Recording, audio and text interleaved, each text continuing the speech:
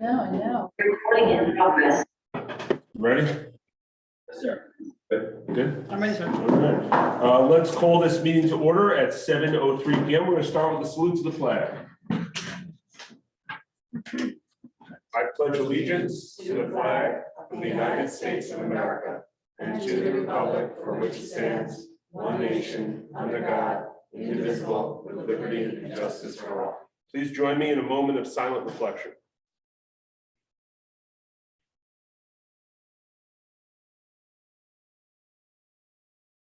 Thank you. Sunshine law notice. In accordance with the provisions of the Open Public Meetings Act, public meetings may be held in person or by means of communication equipment to include streaming services and other online meeting platforms. This meeting is being held in person and through the Zoom meeting platform being broadcast from Borough Hall, 748 River Road, Fairhaven, New Jersey. Public participation for this regular council meeting of June 26, 2023 is available by phone number or through web conference Zoom.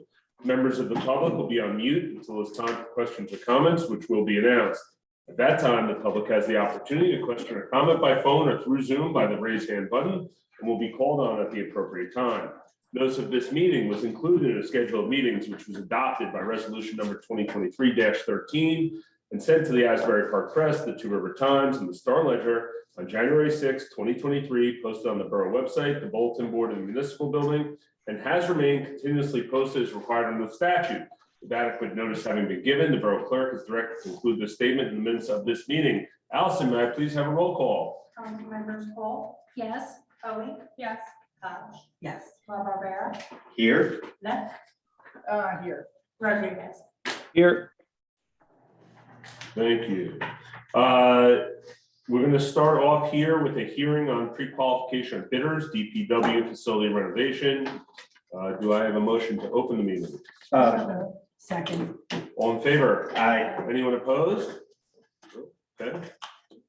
Is there anyone who wants to speak to this before I ask the public if they have? I can say it's the exact same process that we went through for the pre-qualification for the PD.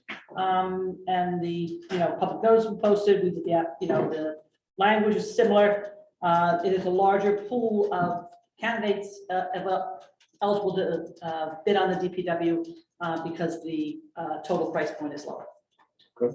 Yeah, it's 271 contractors will be eligible to bid. And Teresa and Allison have both given DLGS a heads up, similar to the process that we did with PD and Community Center. Really, the only difference here is from a timing perspective, we're not pausing anything. We were able to align the schedule in such a manner to do this without impacting our authorization to bid and then ultimately opening the bidding process probably sometime in August. So it's just keeping in best practice, mitigating as much risk as we can when it comes to the solvency of the contractor. So I'm good on mine. Anyone else? Anyone there? Anyone in the public? Have any comments on the hearing on pre-qualification of bidders, DPW facility renovation? Allison, anyone online? No, sir. No. Does anyone have a motion to close? Motion. Second. All in favor? Aye. Anyone opposed? Thank you. Moving along, workshop session, proposed tree preservation ordinance amendment. I don't know if Councilwoman Cole would like to speak to it. I can. Are you prepared to facilitate this discussion? Well, yes, I mean, as far as the ordinance I am, but I don't know where everyone's specific. No, that's concerns okay. lie, I so just if you want- figured familiar enough with the draft. So this is a draft for the governing body's consideration. And I'll just remind everyone, so the arc of events that was to this point, there was a subcommittee formed for the sole purpose of examining the Potential Florida Code Tree Preservation Ordinance. And it was made up of folks from the land use boards. We had myself, Councilwoman Neff, our attorney, Greg Cannon, who became more involved later in the process. Sometimes towards the end of last year, that draft was sent off for administrative review. We got staff comment, definitely some room for improvement based on those comments. And then sometime passed, 60 days or so, and we recommitted to completing this assignment.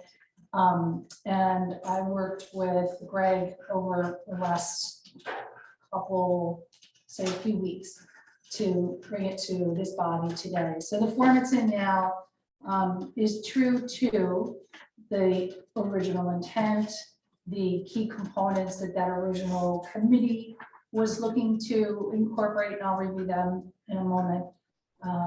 And it also incorporates the administrative comments we received from Teresa and her team. So it's come a long way.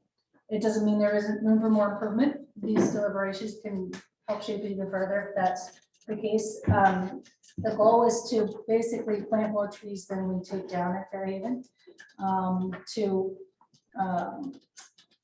incorporate a mechanism that may improve the likelihood of that happening. We call Shade Tree Trust Reserve, which is a way for an applicant who would like to remove a tree and has an obligation to replant, but may not be able to accommodate all the replantings on their own property. They can make a fee in lieu of planting on their own property, so that the Shade Tree Commission can then determine the best place to plant a tree elsewhere in the borough, thereby improving the canopy borough-wide. Theoretically, that's the intent. So we've used Rumson's ordinance as a basis for this, tweaked it with those components that I identified. And are there any other major? The Shade Tree Commission has a prominent role. We've talked to them. One of their key concerns had to do with hearing appeals. We think with this ordinance, there'll be fewer. I think this body does hear a number of appeals, and it should rightfully go to the Shade Tree Commission. Some of the language in here doesn't reflect that. That's just my personal take on it. So this, because it's Rumson's ordinance, they have the appeals and other review going to their planning board, and we can talk about that separately. This would require a tree conservation officer as well as our tree expert, our certified tree expert. So that's sort of Shari, who we know is a consultant. It's not a full-time employee, but is somebody we pay by the hour for expertise depending on the situation. And a tree conservation officer who would be a part-time staffer. I mean, I would really leave this up to Teresa and the personnel committee, but it's a part-time person, or it's a person who has a stipend added to their existing function because of they perhaps can take on more work. I don't want to even speculate, it's a separate piece of work, but it's called out in the ordinance. I did get some comments from the Shade Tree Commission, and we're going to talk about this at our next meeting following our workshop. But I can pause there and open it up. And Sure. Just one direction, work your way, or? I think if you have some comments, let's jump right into them. So, first I'll start and just recognize the amount of work that goes into something like this. It's insane. So thank you, number one. Because there's a lot of people. it is, and when you're on this side, This one. exactly, and when you're privy to the influx of information that comes our way, it's extremely challenging to funnel it, categorize it, etc. So thank you. I read it in detail. I came up with 59 questions, I counted. That I'm not going to go one by one here, Mayor. I will save us the time. But there were kind of 7 main themes that I just wanted to discuss through real quick, and I'll make sure I'm concise. There was a part of the ordinance, page 2, section C, under the Shade Tree Commission, where it calls out the specific balance between which, and let me also back up. Section 3. Page 2, section C, under Shade Tree Commission. I'm 100% for the ordinance. Just want to make sure that's not true. Page 2. Yeah, section C, there's basically talks about the balance between improving the ordinance, but also not telling residents what to do on their lot. The goal of this article is to strike a balance between limiting the adverse impacts of tree removal without unduly interfering with the ability of a property owner to appropriately remove trees on private property. Check, thanks, Mayor. And I think I would like to see a little bit more highlighted on that, because as we've talked through ordinances up here, it's we sometimes, we're not here telling people what to do or how to do it, right? And we're always seeking to strive balance, but I loved that. One thing I did notice, and these are two items that are together. There's a slight blend of policy and procedure. Policy is why, procedure is how, and they're both equally important, but I think discerning them is really critical. And the reason I'm raising that, I'm just reading from my notes that I took, is there's a lot of reference to the tree removal application, TCO roles and responsibility, the tree conservation officer, I'm going to abbreviate, TCO job description, there's updated zoning board, planning board process, impact to the construction official process, and then there's even mention of instituting civil action in the case that is needed. So my point is, I think we need to talk through a little bit more as part of approving the ordinance in, those processes should be drilled out and discerned and understood before we agree to implementing. And I haven't been wedded to, right? So the first time I saw it was this, and maybe that's already done, but it's just something I don't want to implement the why without having the how implemented. Can we pause there and just ask the attorney? Yeah. Because I did read that, and I thought, in my experience reviewing ordinances, because I've, had no experience actually participating in writing until doing this, but I've always seen ordinances where procedure, roles, duties, powers, responsibilities are together.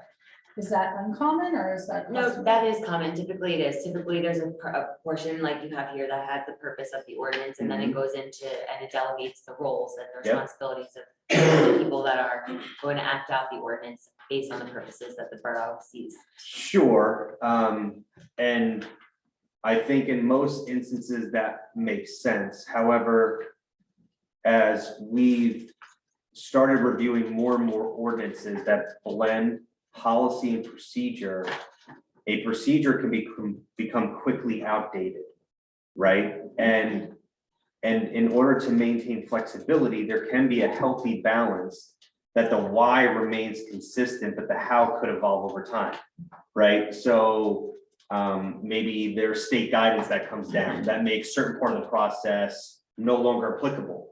Well, instead of our ordinance, even though state trumps local, instead of our ordinance being out of compliance with the state, my only question is how do we balance that a little bit so we're not in a position where we're approving something, but the actual supporting infrastructure isn't in place, right? So if we're gonna change process for zoning board and planning board, and if we call that out here, understood, but we have to know what that clearly is before we move forward with anything.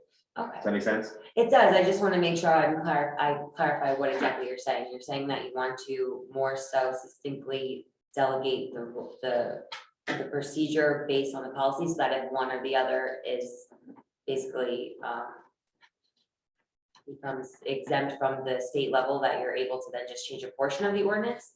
That's pretty much, yes. And Okay, I so just in terms of, I think that would be called an amendment. It's something you can do down the road if you need to do it. well, yes, but I've noticed how government doesn't move as quick as process changes, right? We've seen that in multiple ordinances that have been presented this way. What are you saying? Nothing. so we added a portion that said process, and it explicitly says that, and then keep the other powers and duties, responsibilities separate from the process is what? Yeah, because if you can discern the why and the how separately, right? The policy itself can outline what our policy is, the how should change over time. But if we wed the policy and the how together and the process needs to change, well, we can't just change it. We have to make, keep track of these processes. Then we have to update the ordinance, then we have to go through the whole exercise. So it's just something that, as I've worked on policy and procedure before, I don't know how it translates in this instance and whatnot, but it's just something happening.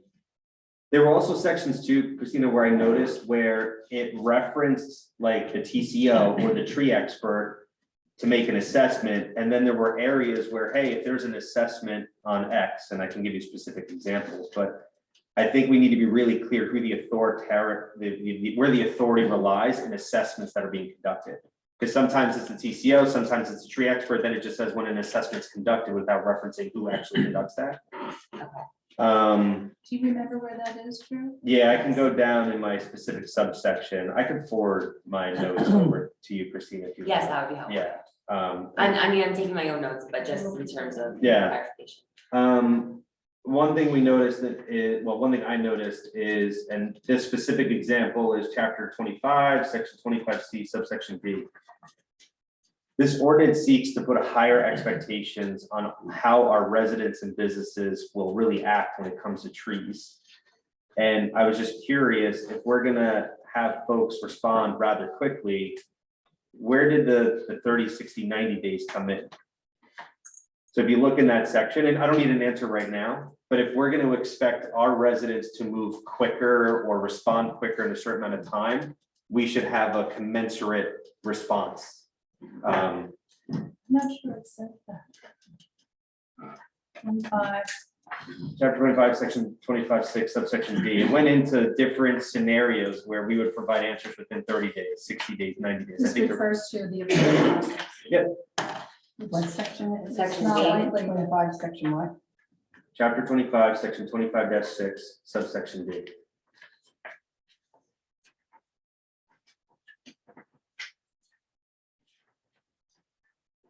And then an example for that assessment, right, where one section calls out the TCO and the tree expert, and again, I'll forward this, you don't need to write down. It will If be the returned. officer determines that the proposed activity is permitted by the standards set forth in section 25(7), a permit shall be issued within 30 days of the date of application. If the officer determines that the proposed activity is prohibited by the standards set forth in subsection 25(4), the application may be referred to the planning board for review and recommendation pursuant to NJSA, blah, blah, blah, within 60 days of the date of application. Yep. The officer shall issue or deny a permit for a prohibited activity within 90 days of the application. Right, and if you look at the preceding section, we're expecting the resident to respond within 10 days or less. So if we're going to expect our residents to act quickly, to me, 10 days is quickly, and there's even sometimes where there's emergency situations and they have to respond within 2 business days. Or of doing what is activity. normal, or what is reasonable. Fair, right, or what is reasonable, but that's up to interpretation, right? So I just think that the expectation of acting should be congruent on both sides, right? To say, to give upwards of 30, 60, or 90 days, depending on the scenario, but we're saying you have 10 days to reply here, and you have 2 days, you know, when. I'm not sure they should be equal, but I understand what saying you're equal. saying that they're so. They're so disparate, yeah. And then for me, it was, Christine, a little hard to determine that, because I think one of the schedules of fees was incorrect, the last schedule of fee. We don't have, Seven D. Yeah, the last one, I don't have it in front of me, but you'll see Okay. how it, Schedule A or B, for tree replacement or tree penalty? tree penalty, look at how the breakdown is in column A to column B. What's the question there? Do you mind if I see yours real quick, Mayor? It's in my packet, but it's easier. So here it says, tree removed, destroyed, penalty schedule. So it says tree with DBH, right, of 6 inches to 12 inch, 1 replacement tree is 1,000. Then a tree with DBH of 12 inch to 20 inches, 2 replacement trees and 2,000. I think it is, from how I'm interpreting it, is if you remove or destroy a tree with 6 inches to 12 inches, you have to do 1 replacement tree and you're gonna be fined $500 or 1,000. well, you're not gonna Well, be fine. You have, I believe it reads that you have an option. You can choose to do 1 replacement tree and give $500, or you can be penalized the full 1,000 and not put a tree on your property. And then an That's how it's ordinance, written. right, and an ordinance where the goal is to ensure the canopy exists there, right, to better protect the permanent plant of the tree. Do we want to give people the out not to replace trees? Well, but the key here is if they're not replacing the tree. Yep. We're getting the bigger penalty, and Understood. that money is going towards putting that tree somewhere else in the book. Got it. Okay, cool. That's helpful. So those are just some of the, Correct? Yeah. Okay, sorry. so those are just some of the key themes. I'll forward out the questions that I have. But yeah, that's it for me. Again, I'm 100% for it. 59 questions, Drew. 59 We'll questions. get there. Wait till you see. So the one thing that I And you just. have some answers. You got. Yeah, I have some answers. fair. The one thing I want to point out is how far we've come on this. Mhm. And I think the last time we had a tree ordinance put forth, pretty quickly, a lot of holes were put into it, and that's not the way I feel on this. I feel like Oh, yeah, no, we're asking questions to strengthen what we already have. totally. So I would really, I echo what Councilman Marlbera said, is thanking you and obviously Yeah, I love it. our new 40-year-old attorney for all the work that they've done. on, you know, getting this going. Yeah. Because I think we're close here. We're close, and I'd be surprised if we didn't hammer this home by the end of the summer. But we do have some questions, obviously, we need to tighten up on. Is there anything over here? Yes, I have 3 items, so I'm saving the council. Someone's paying here. One is not directly related to the trees, but I just wanted to mention that I find the term of 5 years for the Shade Tree Commission to be a very long term. I don't know if any of the other boards have a 5-year term, and I don't know if it's driven by some legislation, but I just have to say it's something that has always struck me as excessive. And if there is any way to shorten it, I would suggest we do. I don't know if anybody really as a volunteer would want to be 5 years assigned to commission. That's just my Is opinion. that driven by anything else? No, I think that's a policy consideration for the governing We body. could change it if we wanted to. Isn't that's a it the fair point. longest from all the awards? It just strikes me as just Yeah, planning and odd. zoning. Very odd thing. Yeah, Yeah, the longest is 4. So I was, I'll Just bring an it up at observation. Shade Tree Commission. 3 is perfectly good. And as a volunteer myself, I just think it's excessive beyond that. Because, you know, a lot of things happen. This is the way Remsen does it, so I think that's why we have, but we can make it, But it the is, term we but feel it is appropriate for truly fair 5 years. Let me just, So it just seems like a little bit odd. So anyways, that was a new one, right? Just wanted to mention that. The next one I have is really more procedural in the sense that are we going to create a procedure that ensures that as the Shade Tree Commission receives these funds, that they have a period of time to actually implement the plan and plant the trees? Because I think the worst thing that could happen, I think, is that the money keeps growing in the bank and we don't see the trees. I think we should try to be, you know, not too fast, but we should really make sure that it's happening within a 1 to 2 year time frame. That those trees are really coming and being planted throughout the borough, and that there is a plan in place to make that happen. So that would be just more of a procedural comment. I think my third point is, and just from a finance perspective, just given all these discussions from the finance committee, can we afford this tree preservation officer, Teresa, or this additional resource, or someone who is putting in extra time to do this? Just it creates a financial concern from my perspective, because I think we already are so out there with expenses. I think it's a burden to the borough, and I just want to make sure that we think through how many hours this might be and how much it might cost, and if it's something that we want to do, or if there's a different process. This is another question mark. Perspective. I'll just respond with, because I share your concerns, really been, since I started as the Shade Tree Commission liaison, and I looked at our permits and the number that goes through there and what we pay the staff that we have and how we pay them and where that funding comes from. So it's my hope, my position, that we should look for the application fee to cover the cost of the TCO, which we could probably get, you know, I think with Teresa's expertise, understanding staff time and stuff, we could probably identify an average number for, is it an hour and a half? Is it, I don't really know, I'm making that up. And hopefully the fee for the application can cover the administrative cost, or at least the process. And then the CTE, when we do have to bring that consultant, in, either the Shade Tree Commission asks that consultant for an application, if they have an appeal, the applicant would have to pay for an appeal, which would obviously require an expert report from the Shari or the whoever the CTE is. In that way, we are covering Both sides. Yes, I'm not saying I know for sure what those numbers will be or exactly how it'll roll out, but we're not doing any of that right now. So it can only improve. That would be the hope.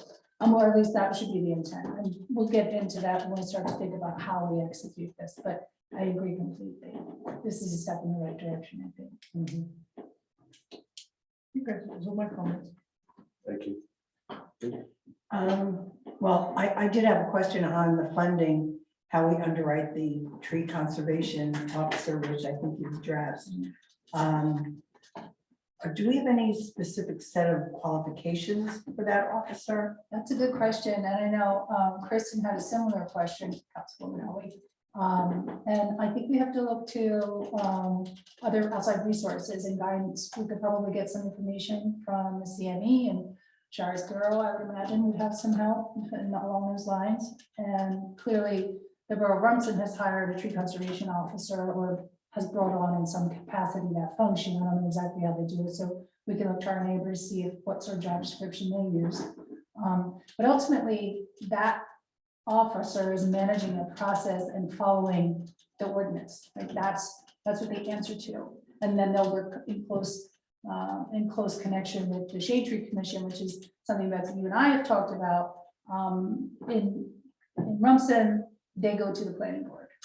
And my understanding of that, and Greg and I have been back and forth about it, is that Rumson has larger properties, and the reason they go to the planning board is likely because they consider it a site plan issue.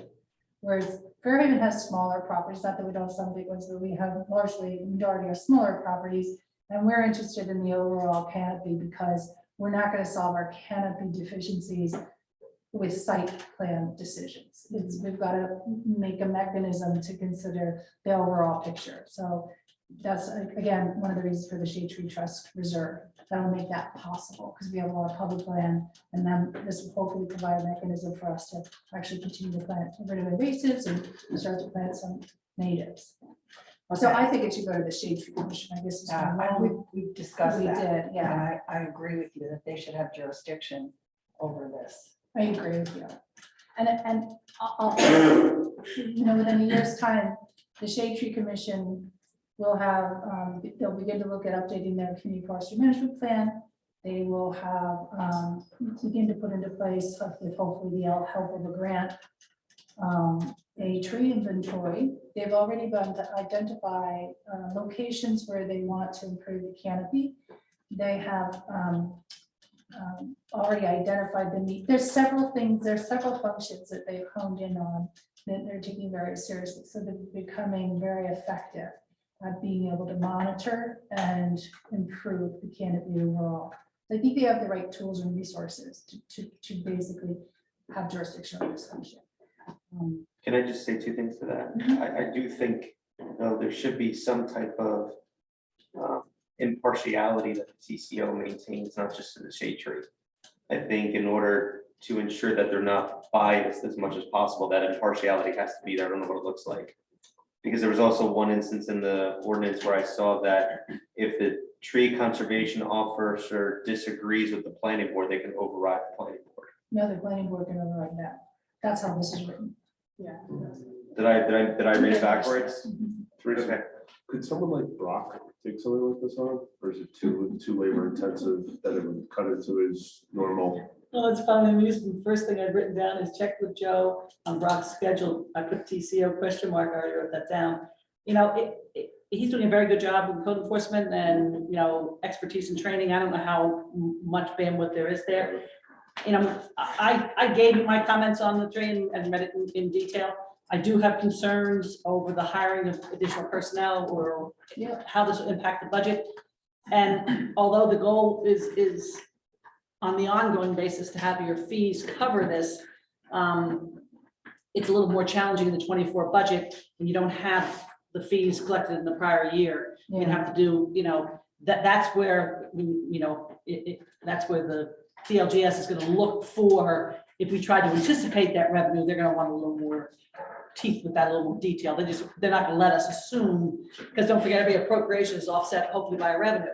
And if CFO wants to say, okay, we're hiring this new person, we're spending $8,000 on them, and we expect to collect $10,000 in revenue, those numbers are high, give or take. They'd want to see more detail on that. They wouldn't just take our word for it. Okay. Because the first year is always your most challenging when it comes to bringing something like this into a budget. And I just want to come back to this, Mayor. The officer may only act contrary to or significantly modify the recommendations of the planning board if the officer finds that the recommendations are based on incomplete or inaccurate information, are unreasonable or impractical, or would produce results contrary to the intent of this section. So if we're going to give that level of authority to an employee to overrule the planning board based on a myriad of factors, That's coming back to making sure that there's impartiality there to reduce risk.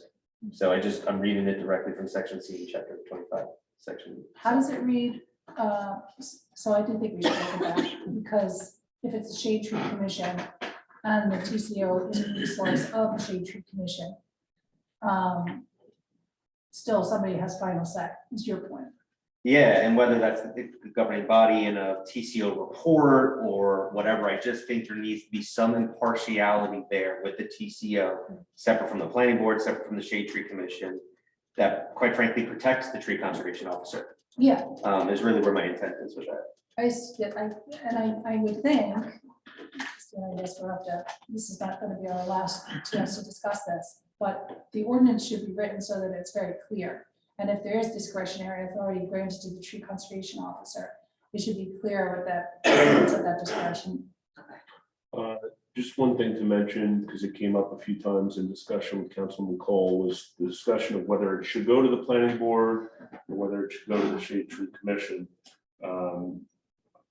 I told her to keep it as it was written, but it sounded to me as if many people thought it should go to the shade tree commission. I just didn't want to make that decision unilaterally. So I don't know if you have any thoughts or you're comfortable moving that over to the shade tree commission. The conservation officer? The appeal process. Appeal. The appeal So process. we've talked about it, the planning board having, the shade tree commission having jurisdiction. But Tracy mentioned that in Rumson, the planning board has jurisdiction because of the larger properties. There becomes more of a site plan, then it becomes an overview of the types of trees, the number of trees, et cetera. What if we had a combination of both, that the shade tree commission would have jurisdiction up to including a certain size property, but over, larger size property, now of which we have many various, a 2 acre, 2.5 acre, or something like that, then the shade tree commission could defer to the planning board if they didn't feel that they could be responsible for that. And we're talking only the appeal process, right? Yes. Yeah, just it's- appeal. And we proved this out, didn't It's- we prove this out What? two meetings ago or 2 months ago? Where there was an appeal and the shade tree opined on it and we got the resolution and then it came back and it was done. We proved out the theory with appeal going to shade tree, right? It It worked well. works, it works Yeah. well, and they're prepared to, Look, at the end of the day, it's a resident going before their friends and neighbors with the assistance of expertise from a CTE and the tree conservation officer there with a report as well. That ultimately is gonna come down to, hey neighbor, we know what you wanna do for the good of the borough. We'd like you to also consider, in lieu of planting 3 more trees on your lot, because maybe you can't, you wanna put in a pool and you don't want shade on your pool, like, I don't know, there's gonna be reasons. But there'll be reasons that we can understand because we've been in their shoes. So it's really a conversation between neighbors about what's the right, what's the right balance, what's the right thing to have. So it does work. It's not something I think is gonna happen a lot. And I think that, and in my go arounds with the shade tree commissions, I've been keeping them up to speed on this. They're comfortable and open and willing to do this function. They want to take it on. It also, I like the idea of it being consolidated under one commission who will have the resources of the TCO and the CTE, because they're also then going to be preparing annual reports that will have all the data, and it'll have all the outcomes, it'll have importantly the trees that need to be planted. And one of the feedback points from the commissioner, chairman of the commission, is to make sure we have some sort of backstop, that those trees actually do go in the ground, because they're going to be tracking all of that. That's a big part of what they want to be doing at their meetings, so. And I'm on board with the appeal process going to the shade tree commission 100%. So I don't want that to be confused with the TCO. They're thinking in future governing bodies when we're not here in future shade tree commissions, by giving that trait TCO impartiality, the TCO and the shade tree commission might disagree, right? And giving an avenue for the tree conservation officer to proceed if they agree with the direction the shade tree should exist.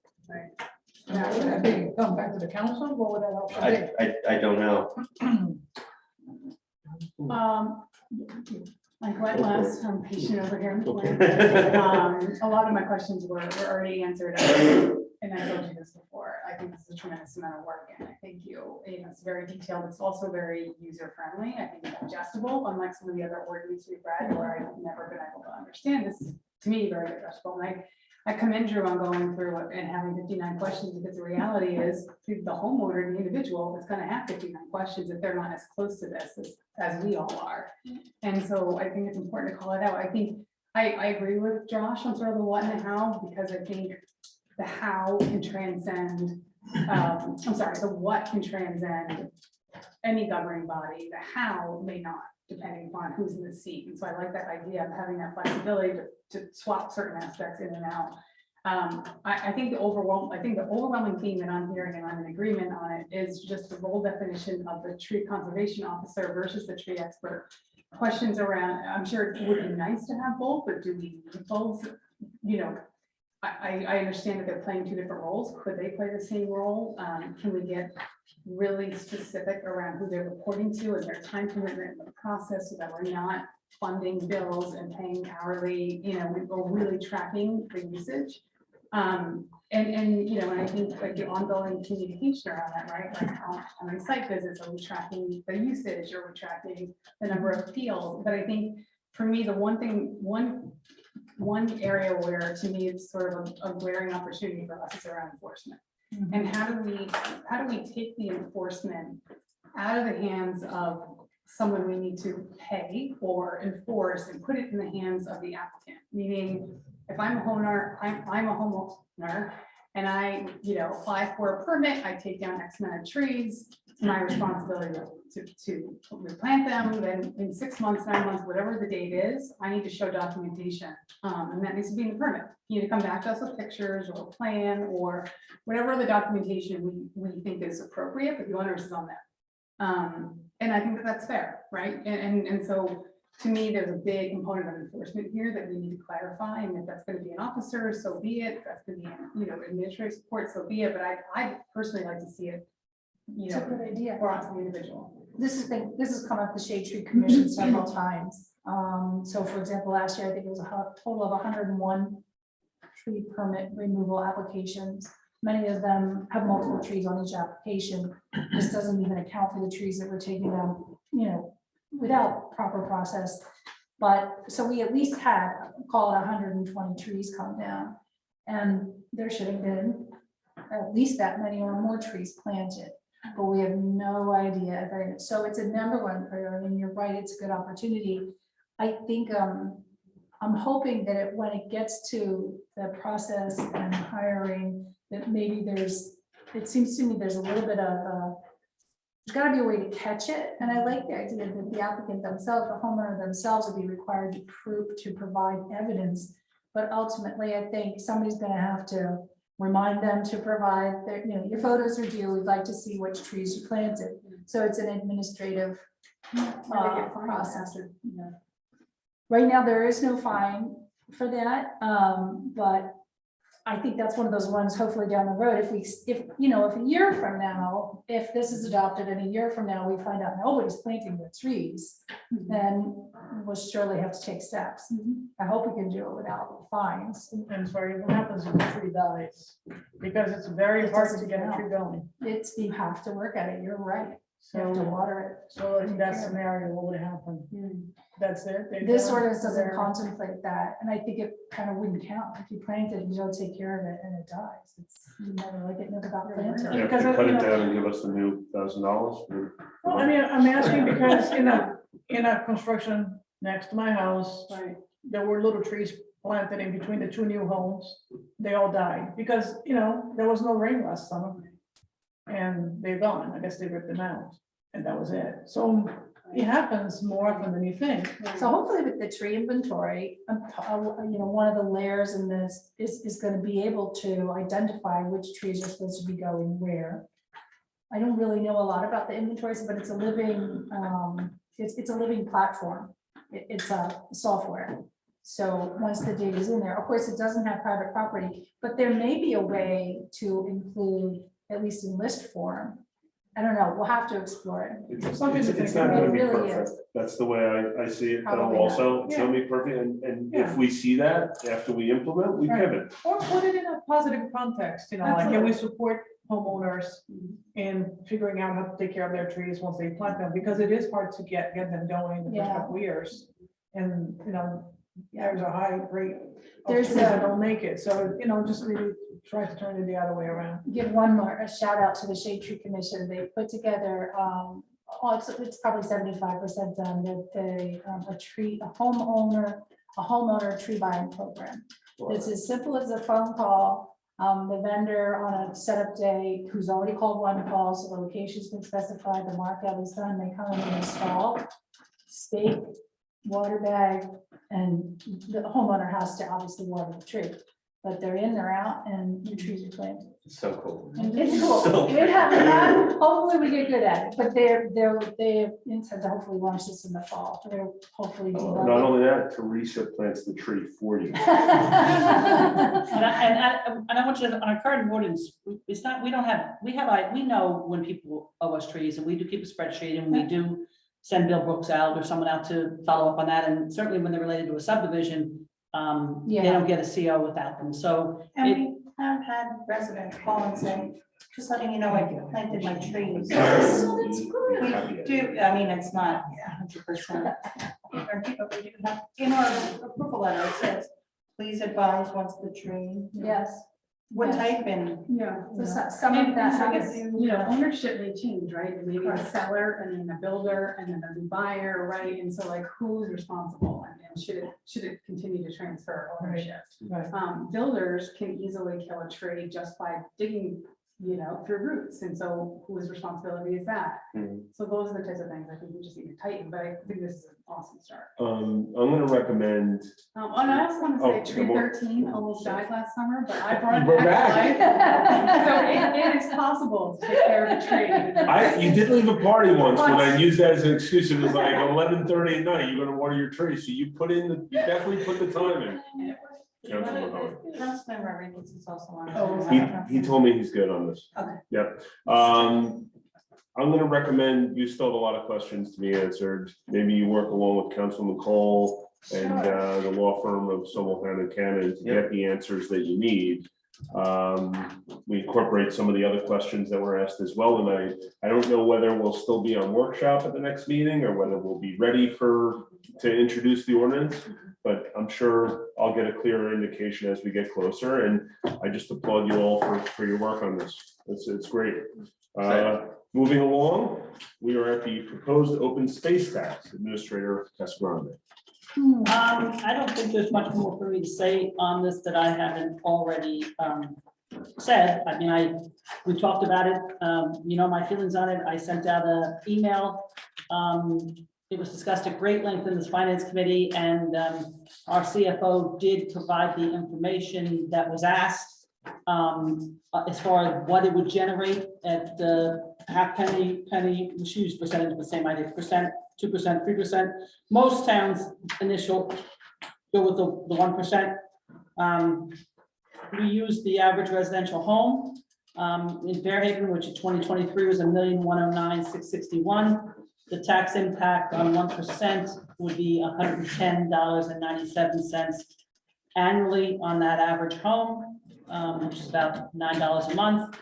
And the governing body the money would be earmarked strictly for the support of acquisition or support of open space. And then we did also put in there those increases when it came to what possibly could be removed from inside the appropriations cap in the 2024 budget as listed.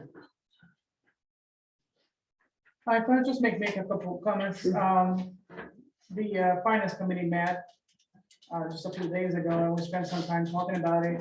I was not here in the council meeting that this was discussed, but I just wanted to say I'm a strong supporter of we bringing this to our community for vote.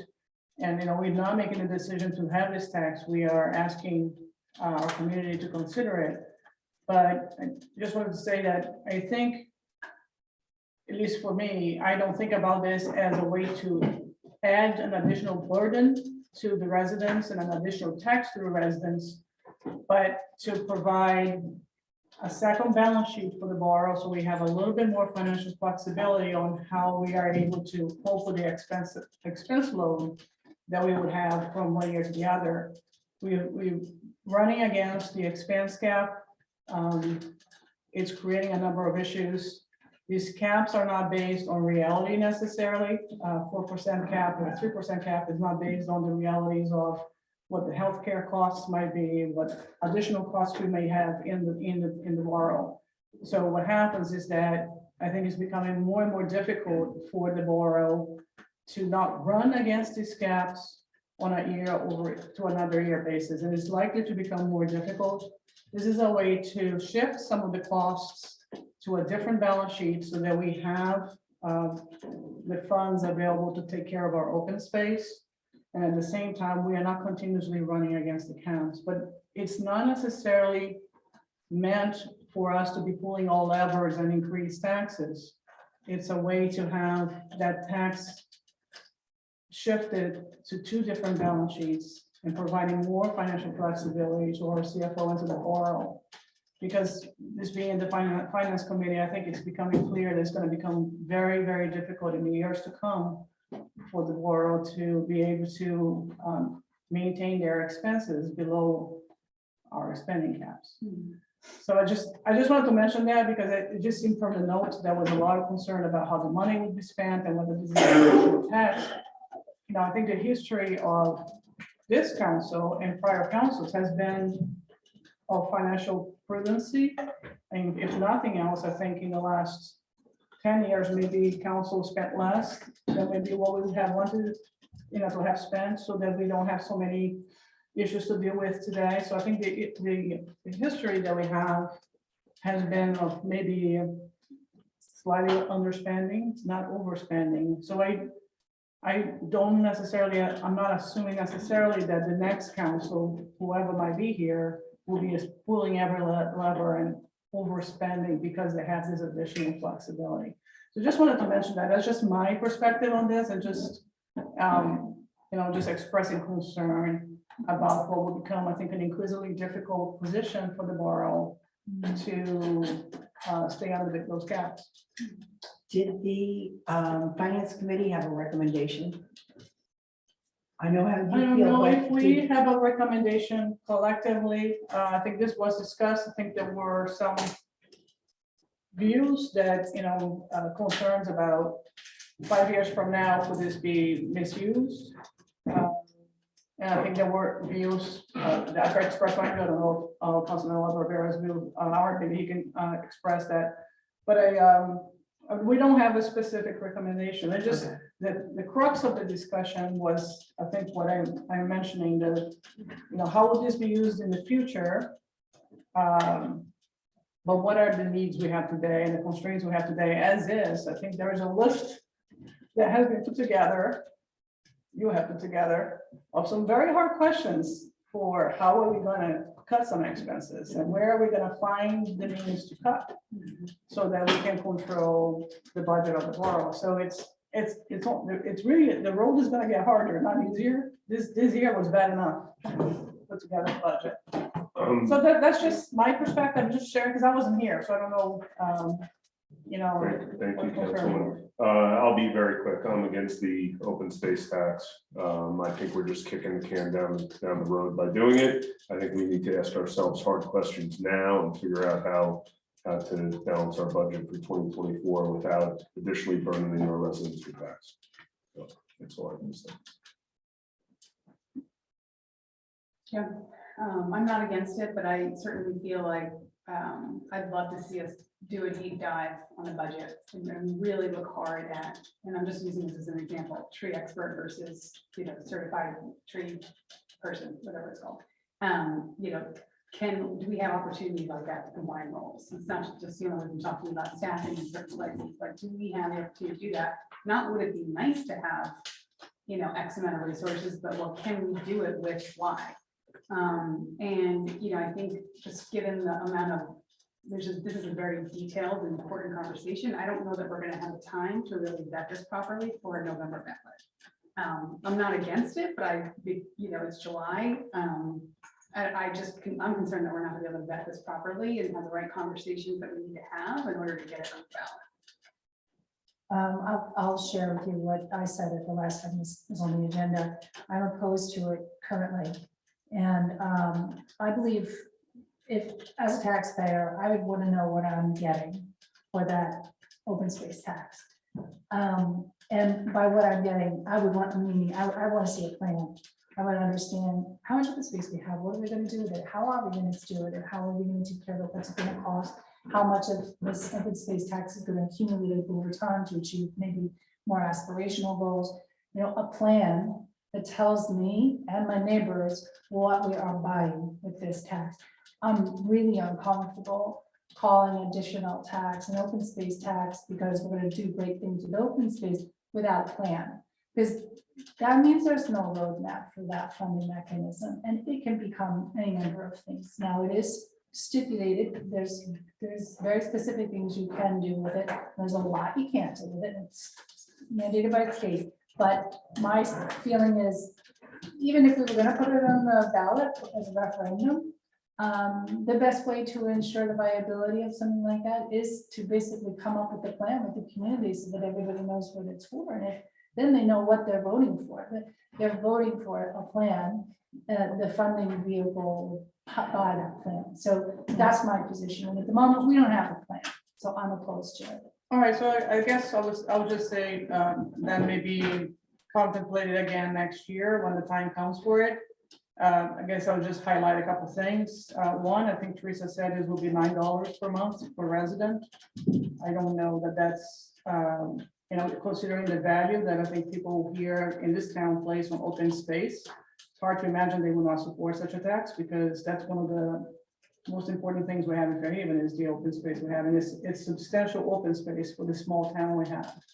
So I think if you look at the $9 per month versus the value of open space, I would suggest that that's a fairly small amount relative to the tax amounts that we all pay on a monthly basis. So I would mention that one. The other one is the easy way to think about it is that you can increase taxes by 2% on one balance sheet, or you can increase taxes by 1% on one side and 1% on the other, and you end up with the same 2% increase for the residents. And of course, that those are not the right numbers, but that's essentially the way to think about it. When it's an additional tax, but it doesn't mean that the overall tax the resident will pay will be higher, because you can deduct that $9 a month from the other side and essentially leave the bill that the resident is paying flat. So on a financial basis, de facto, you have the same raise on whatever that is.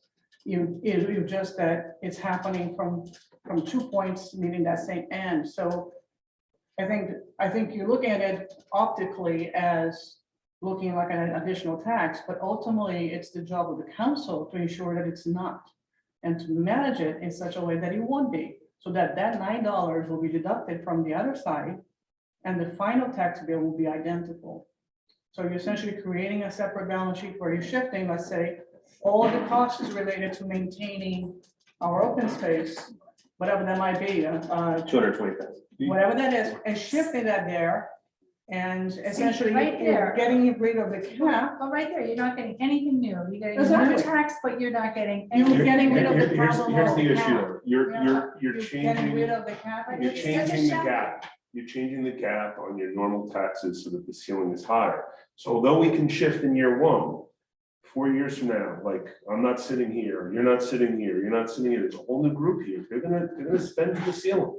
That's what's gonna inevitably happen. So although we may not increase tax year one, we're inevitably raising taxes on Fairhaven. And that's why I said kicking the can down the road. You're kicking that additional 1% tax onto future governing bodies. You're encumbering them in a way that they can't even have say for themselves right now.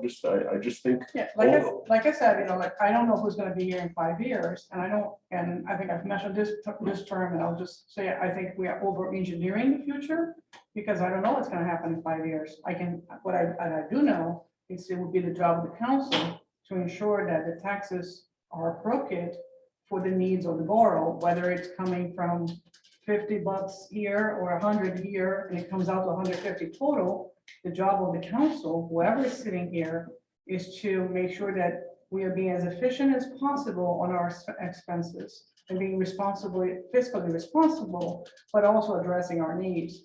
So essentially saying we're just gonna make life harder for all of us by keeping ourselves on that one box that we currently have and force ourselves to potentially have to do drastic cuts in the future because we are running against that cap. I don't know that necessarily brings the best outcome, because we may have some very hard choices to make. So back again, like I think I'm in the minority, but I just wanted, since I won't be here next year, I just wanted to leave it sad that I think maybe the way you're looking at the optics of it, it might not be the reality. The council has complete control over what the ultimate final bill is. It just provides greater flexibility, and it eliminates the need to potentially take drastic actions to remain under that cap. So that's what I'll leave. Councilman, and I think, I don't think you make bad points. I want to make sure that I make that clear, that I fundamentally understand why we're discussing this for sure. The only thing you said that I slightly makes me a little nervous is last year, the big push was we need a 5-year plan. We need a 5-year plan, we need a 5-year plan for finances. So now for us to say, well, we're over engineering and looking at 5 years, I think we want to maintain consistency and be fiscally responsible, next year, the year after that, and throughout 5 years. That's what we should, and we should have a 5-year plan, but we should also, try to have greater flexibility if we can have it, because I think from the discussions in finance committee this year, I think things will be difficult going forward. So we will have challenges. So anyways, I would urge you to reconsider it next year, if you're not gonna do it now. I just want to say 2 things. If this is a lever we're not going to pull, there will be hard decisions in the next 5 months where we might not have all the information we need, we might not have all the plans we need, we might not be in a position. But there are some very, very hard decisions coming. Because if we do a 3.5% increase, which is the max you're allowed that you need approval to, based on current assumptions, we already have to cut $185,000 next year. Okay, it doesn't include things coming into the current fund budget, which is maintenance, right? All those things. So I want it to be crystal clear that we're not deferring whether or not we do an open space tax. We're deferring a difficult decision that we have to eventually make. That's number 1. The second thing is I want to give you the numbers, right? And this is based off of the 2022 value. The 2023 tax rate, as of, I don't know, last week wasn't certified. 22 cents on the dollar is what we control, i.e. this government here, right? So unfortunately, if we remain budget neutral, which has been achieved in the past, taxes will continue to go up no matter what. The question becomes is what is the acceptable level of tax increase we're willing to adopt? And all we get to control is 22 cents on the dollar, 22%. The other and final point I'll raise is the facilities, the ED, the community center, and the DPW renovation will have an impact on taxes. There was a presentation we gave, I don't remember when, 2 months ago on some preliminary numbers. That update is coming as well. So again, we're not deferring whether or not we do an open space tax. Reframe thinking. We are deferring a difficult decision that will have to be made in the next 5 months, 6 months. Okay. 185 includes what? If we took today's budget as of today, everything this year, the 180, it's not one specific line item. We didn't do an analysis to see where that 185K could be pulled from, but it assumes all the same assumptions this year. Right, it's impossible to know definitively what it will be. It's impossible to know definitively what will be in cap, outside of cap, but we had to go off. If we went off of the assumptions this year, we're already 185 grand. And I will point out that there's no indication that the state's going to give us the same relief from the appropriations cap that they gave us last year. And some of the things I try to say professionally in my email, this governing body's already made decisions that we have to do appropriations cap. You've already settled contracts. you've already agreed to promotions, you want to put an officer in school, just your intake form in the Japanese knotwood today assumes the DPW can take that over and we're not hiring a DPW personnel. So these are things that as the pressures mount to deliver more or to say yes, here, here, and here, when it comes to the appropriations cap, something's got to give. It's not negotiable to the state, and there's no indication the state is going to negotiate, is going to change that.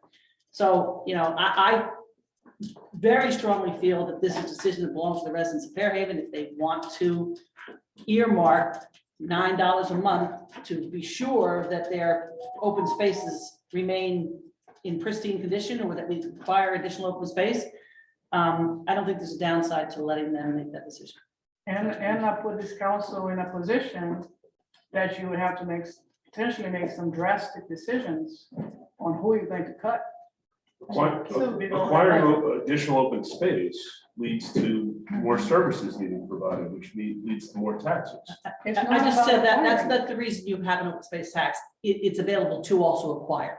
You wouldn't say it was just for maintenance, because if by chance a certain parcel of land that you and I discussed became available and you could pay for your open space tax, you might decide to do something. in the future. Right, but you could funnel that into maintenance, and that's completely within the discretion of this council. To me, this is a financial decision. That's all this is, personally. I know it's an open space tax and we're talking about the things we can do with the open space dollars. The only reason this is even on the agenda as a discussion is to potentially give us relief on our appropriations cap. That's it. Yeah. Now we're having discussions about acquiring open space property and things, and that's exactly what I was warning about, which is in the future, people are not going to look at this as a lever to pull just to give space to our appropriations cap. And that's the problem. But we barely can meet the requirements to stay under the cap We might today. have to make some 5 very years hard out, decisions. 5 years out, we might be in a substantially worse position. So I think that, you know, I don't know that we can control that, but right now, we may be forced to make some very drastic decisions. We may. And that might include, I mean, $200,000. How are we gonna get $200,000 on, what is it that we are not going to do? So by shutting down a door to provide any flexibility, even though this council has complete control over the ultimate tax that the resident will pay. Like I said, 2% on one side or 1% on one side and the other, it's the same too. Have complete control to keep the cost the same. But shutting them down on that flexibility, that will mean that Can I ask? the next finance committee will have to make those decisions, potentially drastic decisions. It's not gonna get any better. We It's wouldn't pretty have the possibility of putting this out here for 1 year, do we? And then it dies. You'd have to repeal it.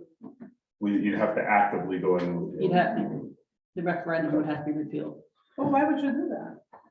To see, this is the year where our garbage contract goes out. I want to see where that comes in. I want to see where medical benefits come in. I feel like we have a much better idea after this year where we're actually at. And we're going to have to make hard decisions. You're right. There's going to be, we're going to have, and I think you've done a tremendous job in the past trimming the fat. I think we're going to have to look for more of it and Right. find ways. And to say that, you know, the residents of Fairhaven, they want more, they want more, they want more. I've had this discussion with people. Are there people that want more? Yes. Is that the consistent feedback that I'm getting? No. I think there's things that we probably can cut. No, I There agree, but I view it as not an either or, is and. So it's like, it's not like we need to make our lives hard, so we force ourselves to cut. That doesn't exclude providing ourselves flexibility, so we don't end up in a still have that financial flexibility, bind. like you That said. could be very real. That could be very real next year or the year after that. The costs are not, if you think about healthcare costs going up by, I don't know, 30% per year, and whatever other costs going up, how are we gonna manage that? And where are you gonna cut to compensate for that? If you're forced to an artificial 3% or 4% cap, you have zero flexibility to shift some of those costs to a different balance sheet. So that, anyways, I don't wanna be like harping on, but I just have to say it is purely a financial decision. And ultimately, the council has control over what the resident ultimately pays. So that's, anyway, I would urge you, if not now, to really look at this as soon as possible. And ultimately, it's not our decision, it's the residents who are gonna And, say yes or no. and just so I understand, Allison, if we ever, let's say we passed on this now and we made a decision, that we want to run a special election just for this, what, do we know the cost for doing just this? If it's not an already set up local election, if we wanted to do it just We for could that, calculate the cost, but in what's the reality, guess? Is it 10 grand? Is it 50 grand? Is it? It's gonna be quite up there between advertising, having sample ballots done, having the ballots there, And- having the and there's space, a- poll workers, I yeah. mean, it's. there's a significant cost, but I think there's also something to be said for the fact that you don't want to run something like that off on an off election, because it almost would seem disingenuous. It would almost seem like you're not putting it out to the voters at large, because, you would expect your yes vote to show up in an election like that. And I'm going to close with one last thought, is to me, having been here the 12 years I've been here, Fairhaven is so unique in the fact that your 100 acres of open space in a town this size is your crown jewel. And no matter what happens in a future budget, no governing body could ever say, we're not going to take care of that jewel. Because an open space tax is going to have money that's going to be able to polish that jewel on infinitum at the will of the taxpayers, not at the will of whoever future governing bodies are here. That's just my 2 cents on that. Just a couple of questions I have. We cannot be the only town facing financial, headwinds of this size. I'd love to know what our other options are. This is one option, and it's great. I love the way that you explained it. I really do. But this is one option. There has to be other options. Other towns have done other things other than the open tax referendum, right? So there are other avenues. And yes, we are going to have to make really tough decisions. I don't know what they are. I haven't even thought about it, but that's the world we live in. And so we have to explore every last possibility, including tough decisions, in order to run this community efficiently. That's just a couple questions that I have. I appreciate where you're coming from, Lainey. I really do. There has to be other ways for us to look at this. I actually believe in the open space tax. But my concern, and I think it's a great way to address the issues with our open space maintenance, not necessarily acquisition, but definitely maintenance. It helps to offset our appropriations. What I'm concerned about is we're starting 3 major projects. Those 3 major projects are going to be very expensive, and it's going to be reflected in the taxes of our residents. So I think $9 a month is a no-brainer in terms of open space tax. But when you put it together with what we're going to ask the residents to pay in terms of our new facilities, it may just be too much for them right now. It'd be good to get some numbers. Be good to Yeah, get- we don't even know what these facilities are going to cost. We have some idea, but what that's going. We'll know the to direct tax impact once the cost estimate from DPW come in. But- We have what it is based on PD Community Center and when it starts to hit and what it includes. And don't forget, we had a bond back in 2019, which is way before my time. That's also gonna hit us as well, right? So. But it's hundreds of dollars per year. And that goes back to my point of, because of, and I'm not blaming them, but because maintenance on the buildings perhaps wasn't done the way it was supposed to do over the years, it got us to a point where we had no choice but to build these buildings. There's nothing we can do. So I don't want to further encumber future governing bodies with a decision here until we know there's no other decision we can make. And I would like to ask, I would like to request from the finance committee, and with the resources that you have available to you in that committee, what other revenue generating vehicles are available? We don't have a whole lot of revenue streams, but there are some. Can they be improved? Are there others? Like Chris and I am curious about potential examples from other communities. And I would look to the finance committee, if you're in a position, given that you can ask some of the professionals who are in that committee with you. You could bring back some conversations, if that's, that would be very helpful. 100% can, and we've started and the mayor's on it, and he's seen a significant threat on that. We're not looking, yes. Thanks. Okay. Councilman Rodriguez, just want to make a quick comment as well. Yeah, sure. Thanks, Mayor. I do see value in putting it to the public. It gives us some optionality. We already discussed all of that. Not so sure I want to pay another tax. Nobody does. But if it does give us some flexibility, we don't have to take advantage of it. Once we put the tax in place, yes, the tax is there, but we don't have to reach the limit of our budget limit. We could always keep our budget under the number. So it doesn't force anybody to do anything. We're just moving some of the maintenance for our crown jewel, which I think it was referred to, like Fairhaven Fields, natural area, et cetera. So we're not forced to max out our budget every year. We don't have to do that. So for those reasons, I'm in favor of giving ourselves some flexibility here. I think everyone's spoken. Does anyone else, before I ask you guys a final thought on this, anyone have anything else they want to say? Except that our A decision has to be made or provided to the county board of elections to put on about by August 18th. So we need to In this setting, I mean, it's easier for me to just do a straw poll right now and kind of understand each one of you, so we know whether there's 4 votes that want to put this out to a vote. Sure. So, I don't care what order thrown out. I don't know. I don't know. I'm stating.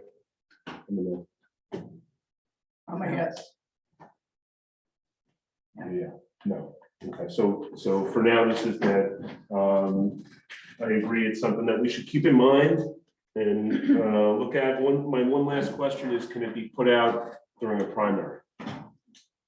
Or does it have? Yeah. A lot of people don't vote in primaries. Yeah, You really want to have the majority of the community Okay. vote on this. I'm just trying to figure You're not out. really doing a service unless whether you're for it or against it, it should be broadly presented to the voters. Yeah, fair enough. All right, moving along, Fairhaven Community Center program requirements. Yes. So I think this is our 3rd workshop. Just want to give final right of refusal. We've put together what the program for the community center would look like. It's specifically focused on the why. We wanted to see if there was any final comments on it prior to going down to the procedural aspects of it. But as we completed the programming of the police department and the DPW and now the community center, we wanted a living and breathing document that's going to be at the heart of what the community center's purpose and intent is meant. Whether we rent it out remains to be seen, whether we, host events remains to be seen, but the intent of it, the purpose, the why behind our community centers in there. So barring any additional feedback, again, I think this is the 3rd workshop session we've had over the last 3 months. Kristen and I will work with Teresa, we'll work with DJ, and we'll start implementing the procedures behind it. Luckily, we have some time, right? We want the procedures in place by the time the new community center opens. But we're gonna need time to do that, upwards of a year, to get everything in place. So I just had a couple quick things. please. First off, I love that it's here and we can, the meat is on the bones in a way, programmatically speaking. It's great to have us in one place. So thank you. Where in paragraph 3 of financial, where we're talking about fees, I just want to clarify so that my understanding is consistent with the folks that authored this. All of our clubs, nonprofits, government entities, they'll not be paying a fee for use of the community center. Correct. That there is consideration for possibly a fee, if say, for example, I wanted to host a family reunion there. Yeah. Okay, or if I had a small yoga studio and I wanted to hold a class there 4 times a year. Correct. or Maybe have a fee, and that I'm comfortable. with That's the using intent. in the- Or, I'm not sure it would be available. agreed, I think the demand will Yep. outpace the availability for that, but you never know, The- so, and the third fee category Okay. is if somebody outside of town. yeah. I'm being Mhm. fully transparent with the conversations that we had, right? But we are not gonna change the essence of what the community center has been for this town. It's been a haven. In 2022, it was used 222 times during, the end of the pandemic, right? It's expected to be used 300 to 400 times, so. And I'm just gonna get, man, Yeah. the use of alcohol seems like that would have to be with a waiver, hold harmless and approved by the governing body. It's just, if that should ever, happen. Sure, yeah, I mean, it's written down here as a, so I just want to give my personal comment on that. Yep. And then, obviously, we're gonna get some host bids. It's Yep, written bids, but I know you need bids or somebody. I needs keep bids. writing, no, that's me, That's probably. that's my token. Autocorrect. Yeah, So thank you for this. That's- yeah, no worries. comments. Yeah, I agree, and I think we'll have to take a close look at the intake form waivers, all of that, for Mhm. sure. Drew, I had mentioned to you, the only component of the what that I think is missing is the reporting, the tracking, the data, Yeah. like who's analyzing with the usage, the issues, is it going to perhaps Parks and Rec with a Mhm. monthly report or quarterly report, but I'd love, just because of the cost associated with this investment, I'd love some real, good oversight. Yeah, and if you remember DJ's presentation, I forget what governing body it was, the one before, he talked about how rec is becoming a rail of revenue, right? And he specifically helped craft this Yeah. document, Yes. so 100% with you, and if the governing body is in consensus tonight, all these components, all of these hows, we'll take back, we'll do the draft documentation, we'll come back to the governing body for feedback on a workshop, and hopefully when we cut that ribbon, proverbial ribbon, all of this is in place and, we have a framework. Great. Chris, you good on your end? Yes, sir. All right, we are at the public comment on agenda items portion of the meeting. Please stand and identify yourself by clearly stating your name and address for the record. Please try to observe a time limit of 3 minutes. Is there anyone in the public that has a comment on agenda items only? No. Allison, anyone on Zoom?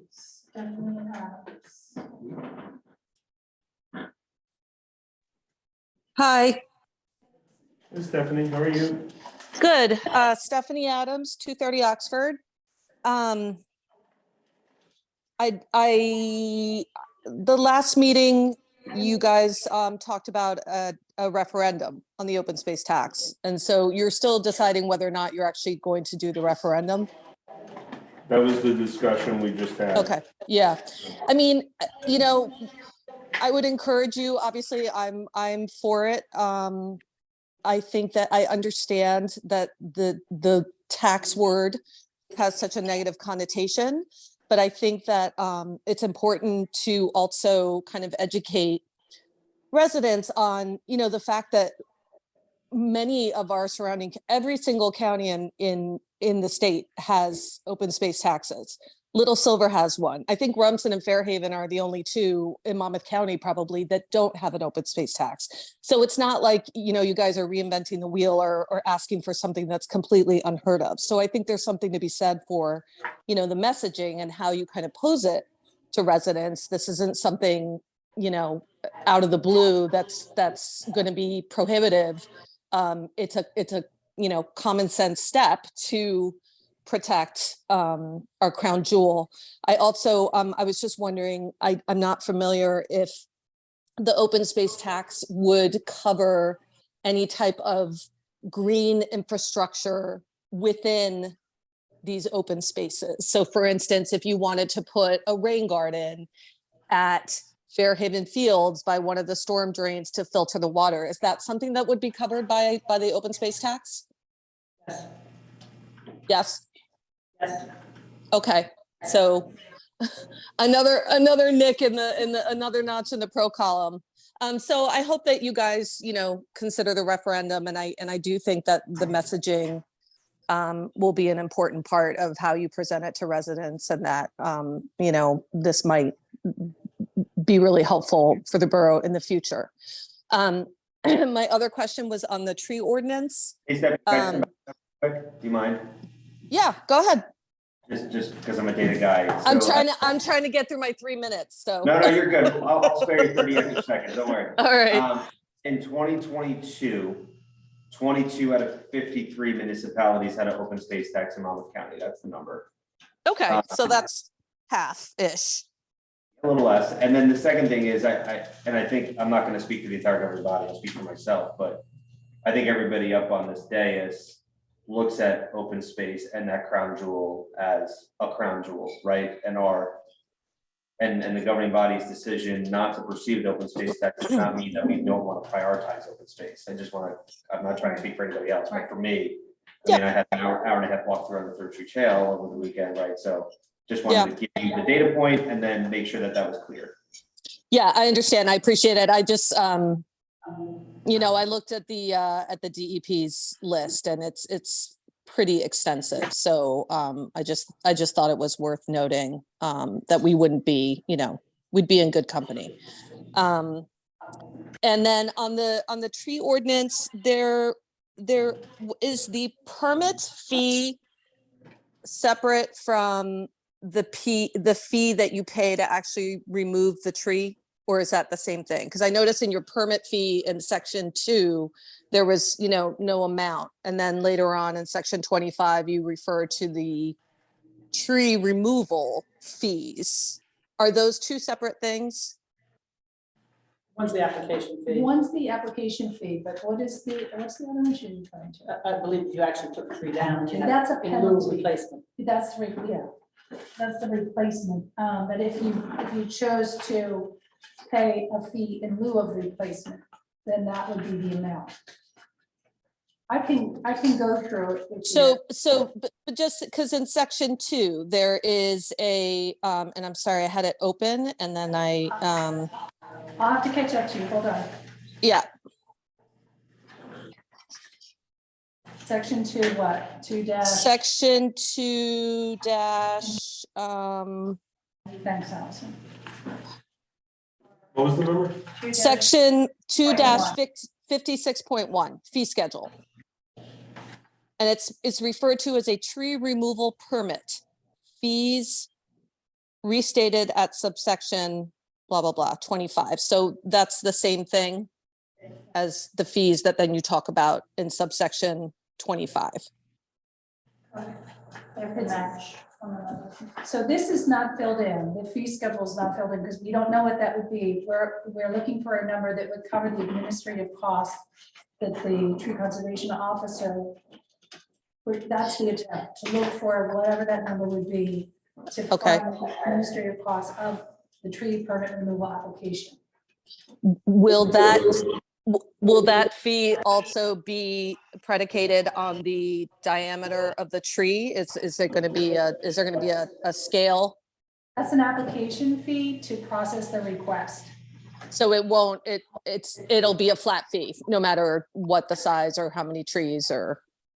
Well, that's a good question, but the application fee is for the property, not whether it's 1 tree there or 6 trees there, it's for the property and the applicant is paying the fee. And Okay. we're looking for a fee that is accessible because we want people to follow the process and the procedure, but we also need to offset the cost of the Correct. officer who would be administrating the program, under the law. Okay, so you're still working on that. We do need to work on this and we don't know Yeah. what the number is yet. I'll have to figure Yeah, it out. we're still in workshop on it, Stephanie.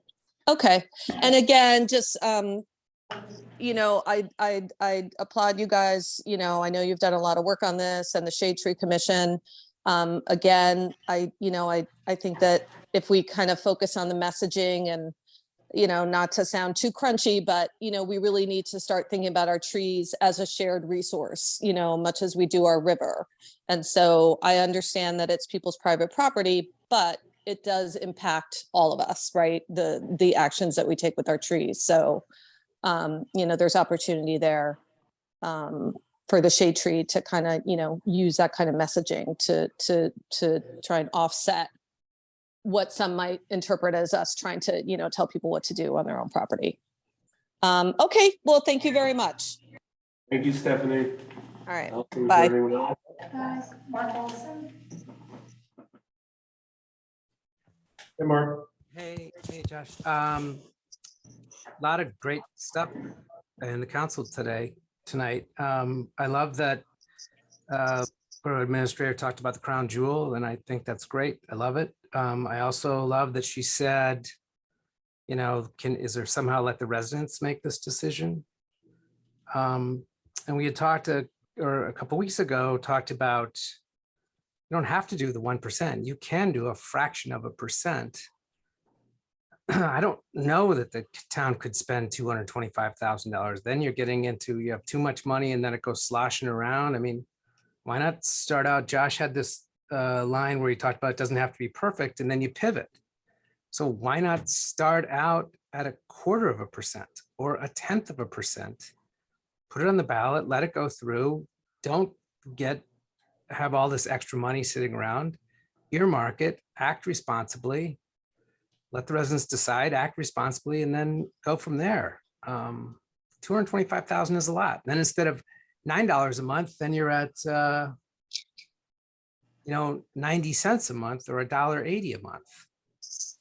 I can get my head around that. Mark, let me ask you something hypothetically. I don't really know how legitimate this is, but let's just say we did it, it was adopted. I'll feed the dog. Yeah, I'll feed him. You might also. Stephanie, you're not on mute. Oh, sorry. The governing body decided that we needed 4 new lawnmowers. And that's what we were gonna spend the open space money on, because we can't take care of our open space without lawnmowers. And I'm sorry, I got lost on Stephanie's dogs. So say that again. If what? If we had to buy 4 new lawnmowers, what's your question then? Would you like that? Would you like us to spend your tax dollars on lawnmowers in the name of maintaining our open space? I don't know. I don't know. I have an answer to that. I'm not in favor of that. Right. You know, I think taking care of our open space it's been my mantra for a very long time. Taking care of what we have is the #1 priority. I can think of 4 main things in Fairhaven that we have that are treasured. We have our open space. We have fabulous, beautiful residential neighborhoods. We have an amazing business district. We have great schools. These are the 4 components of what make Fairhaven special. And we need a plan for all 4. I agree. We do not have a plan for our open space. So we would be buying, we could potentially be buying lawnmowers with that open space tax. Yeah, but So all I'm just throwing saying, out something a little provocative to give you a way to think about it. Mark, my only answer for you is, the saying that the crown jewel of Fairhaven is our natural areas. It's not that I necessarily disagree with that, but I actually do. I think the crown jewel of Fairhaven is our people. And at the end of the day, to ask people that are having trouble right now making ends meet and having trouble fueling up their gas tank and having trouble paying the taxes that we have in Fairhaven, which are, it's not like they're change in a bucket right now. So at the end of the day, I feel a greater responsibility to not further encumber our residents with taxes, and I think that's what we're doing here, is being fiscally responsible. So I thank you for the idea. I don't think it's a bad idea. I think it's a pretty good one, but ultimately that's where my thoughts are on this subject. But I mean, just to present the other side, we're not talking about increasing taxes, right? We're talking about offsetting that increased tax on the other side, so that at the end of the day, the resident pays the same. The second point is, if you need a lawnmower, you're gonna pay for it no matter what balance sheet it's coming from. And if it's related to open space and part of maintenance, and it gets paid by that tax, it's completely appropriate. So I think you're suggesting that when people think about open space, they're thinking about beautiful lands being purchased and having that bucolic view of the world. If you need 4 lawnmowers to mow the lawn, then we're gonna buy them no matter what. We might as well buy them with the open space balance sheet. So back again, we are not running against that financial cap constraint. So I don't see any problems with if that is what needs to do. Maintenance is not always pretty. So, but it needs to be done. So I just want to present the other side of this, because we keep saying this is an increased tax. That's how we are presenting it, but it doesn't have to be an increased tax. This can be a tax that is offset on the other side so that the resident pays the same. Completely Hey. under the council's control to do that. Hey, Josh, I sort of got cut off there. If you did a fraction of a percent and you got it on the ballot and let crazy people like me campaign for it, I'll just push. I'll talk to as many people as I can and push to get it through. Mark, if it's on the ballot, it's gonna go through. But I don't think the concern is who's gonna. Oh, I didn't push know it. that. I didn't know that. There's no doubt in my mind if it's on the ballot, because if we put it on the ballot, it looks like we're recommending it to our residents. So, and that's part of my concern.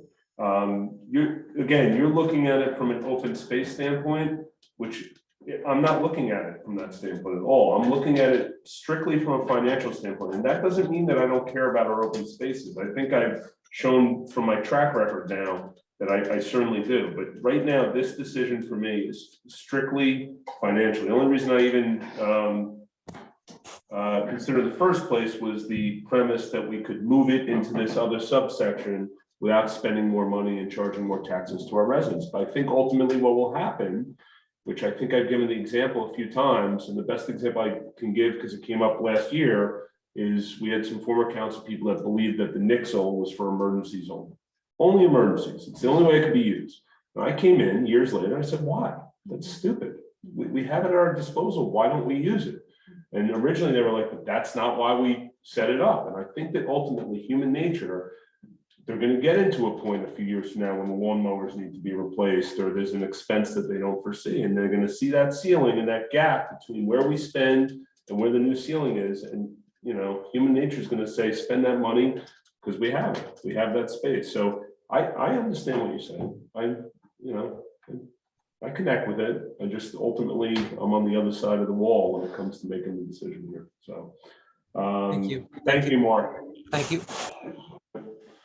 Elsa? Mrs. Blazer. Okay. Hi, Ruth. Good evening. I have a question about this appointing another assistant. Did we lose somebody? Is she in place of somebody or in addition to our administrative staff? She's replacing an existing, a person that was in an existing role and is no longer staffed by the borough. Okay, that's good. That's good. I have a question. Other than the lot going into Fairhaven on River Road and perhaps something over in the DPW area, how much open space does Fairhaven have other than Fairhaven Fields? I mean, we've sort of sliced it, diced it down pretty carefully. And where is there open space? There's more than 100. We currently have about 100 acres. It's 100 We acres. have more than that. It's pretty expansive. I mean, a bulk of that is Fairhaven Fields, but in the natural area, but And the it's bird 100 acres. sanctuary. Memorial I thought Fairhaven, Area. hello? Yeah, we're listening, Ruth. I thought in acres, you know, Fairhaven Fields was pretty much categorized and, you know, we've had it, we take care of it, we've had it since 1975. But I'm saying, you're talking about acquisition of open space. Where is there any open space left in Fairhaven? Mr. Mayor, if I may, natural area, 45 acres, rec area, including the Third Street area, is 32 acres, the bird sanctuary, 6.6 acres, McCarter Park at Sickles, 5.41 acres, Community Center Park, 3.6 acres, Millwood, 2.92, Memorial Park, a little over half, and then End of Normandy is a little over half, comes out to 96 acres, or Does that- 7.2% of are the you- town. When you say Millwood, do you mean the ball field? The recreation around the school. Yeah, Sportsman Fields included in That's- that. Right here behind it. Sportsman's Field, we don't own that property, but And you But the know- question is how much open space is Right. And we technically don't that's. even have that area at the entryway accounted for. We don't have the area around our wetlands and waterway or Fourth Creek, which could be a beautiful conservation corridor. You know, Yeah. these things need to be properly cataloged, identified, at minimum, they need a conditions assessment so that we can have somebody identify best practices in terms of maintenance. If they're already overgrown with invasive fauna and flora, you know, you put a deer in there that carry tick-borne illness and other sorts of disease, those crown jewels become a hotbed of public health concern. They need proper maintenance. It's not just, well, we have some money, so we can say we're maintaining it. We need a plan. It has to be created by people who know those stewardship practices, true conservation. Ruth, did you have anything else? I know we cut you off there. I want to continue that, because if you're taking the little pieces around things like Knollwood School and whatever, it just takes away from the property. It gives you no elbow room.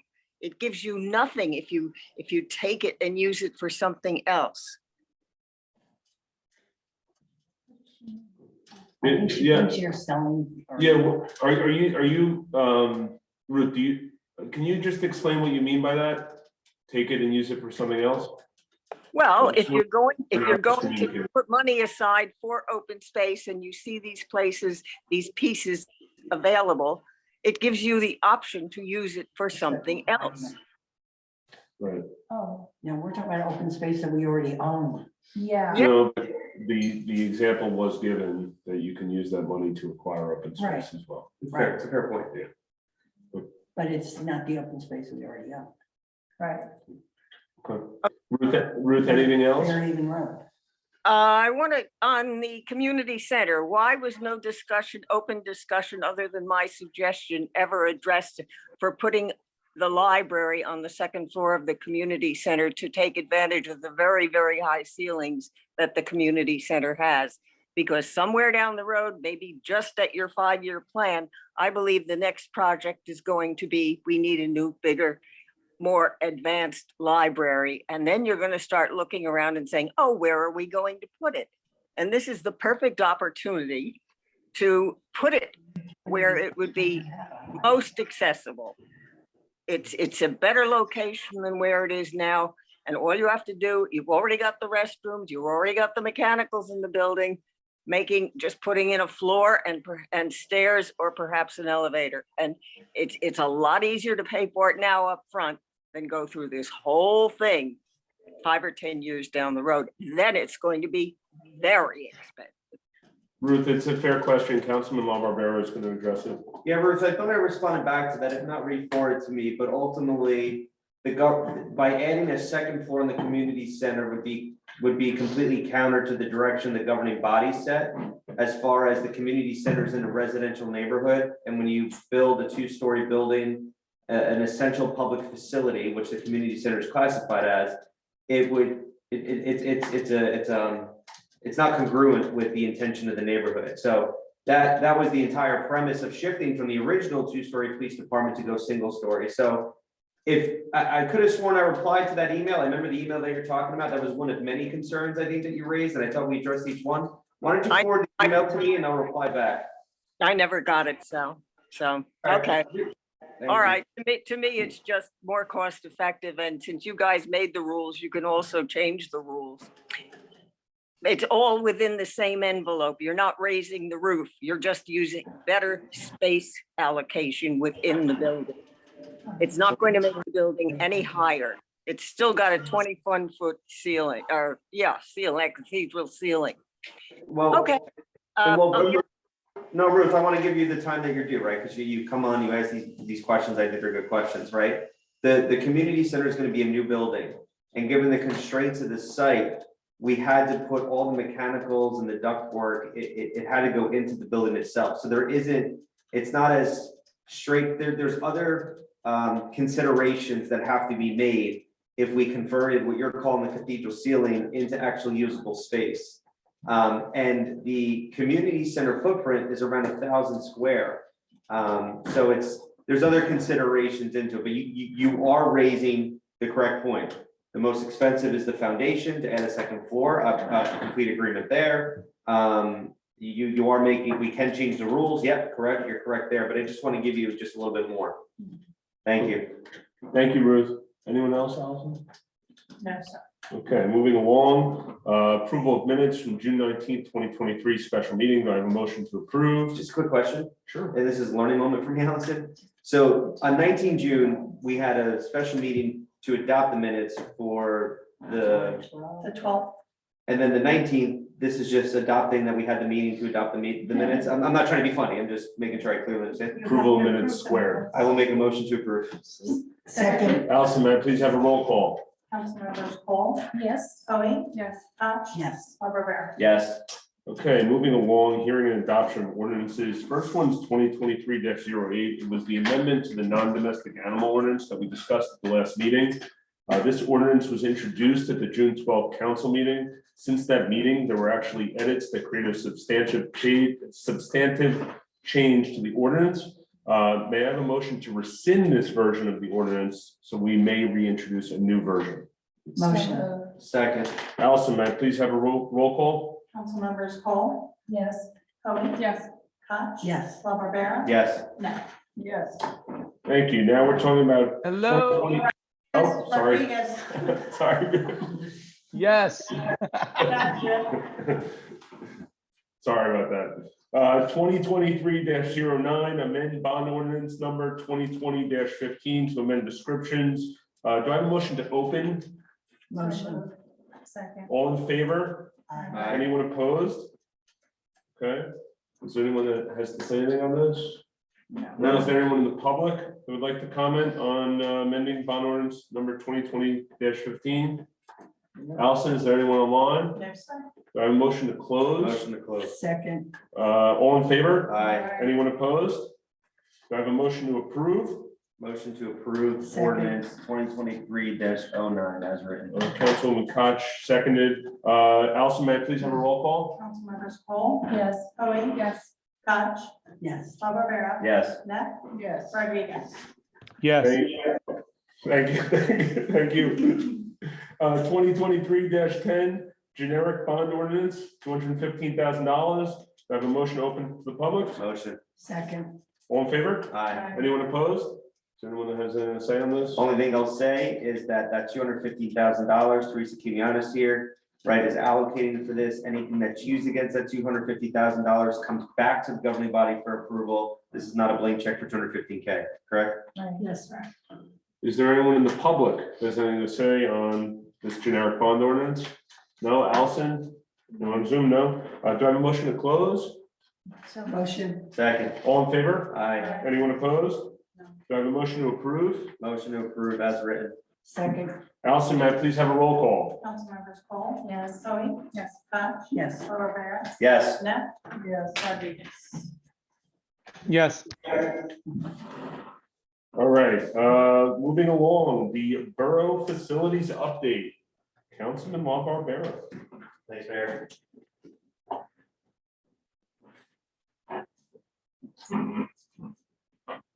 Perfect. We'll start with DPW, keep it accustomed to January 9th. Here's our schedule. Everything's complete, on track. We had our pre-qualification public hearing today. We'll look to approve the minutes at the next governing body meeting. That'll start the clock. We're hoping that it happens in 2 weeks to get the LGS approval, but it could take upwards of 30 days. It's automatic after 30 days. But everything's on track. Next slide. Okay, had a little bit of curveball as of 5 hours ago.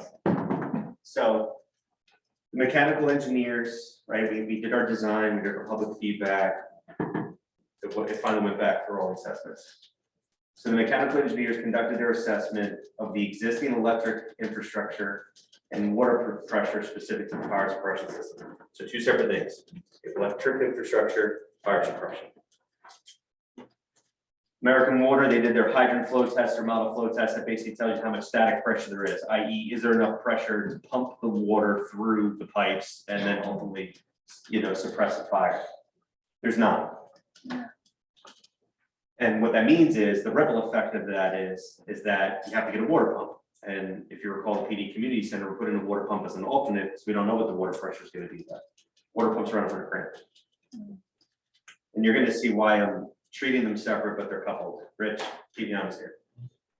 The current electric turbines, which is single phase, cannot independently support these or together. Meaning you can't get any future EV parking, you can't get any fire suppression whatsoever. And the MEP is also, because we talked about running the infrastructure underground, and the MEP is against that, and I'll get into an example why, but to run it underground is 50 grand. Okay, so we have this fact about the pressure, we have the fact about the current electric service.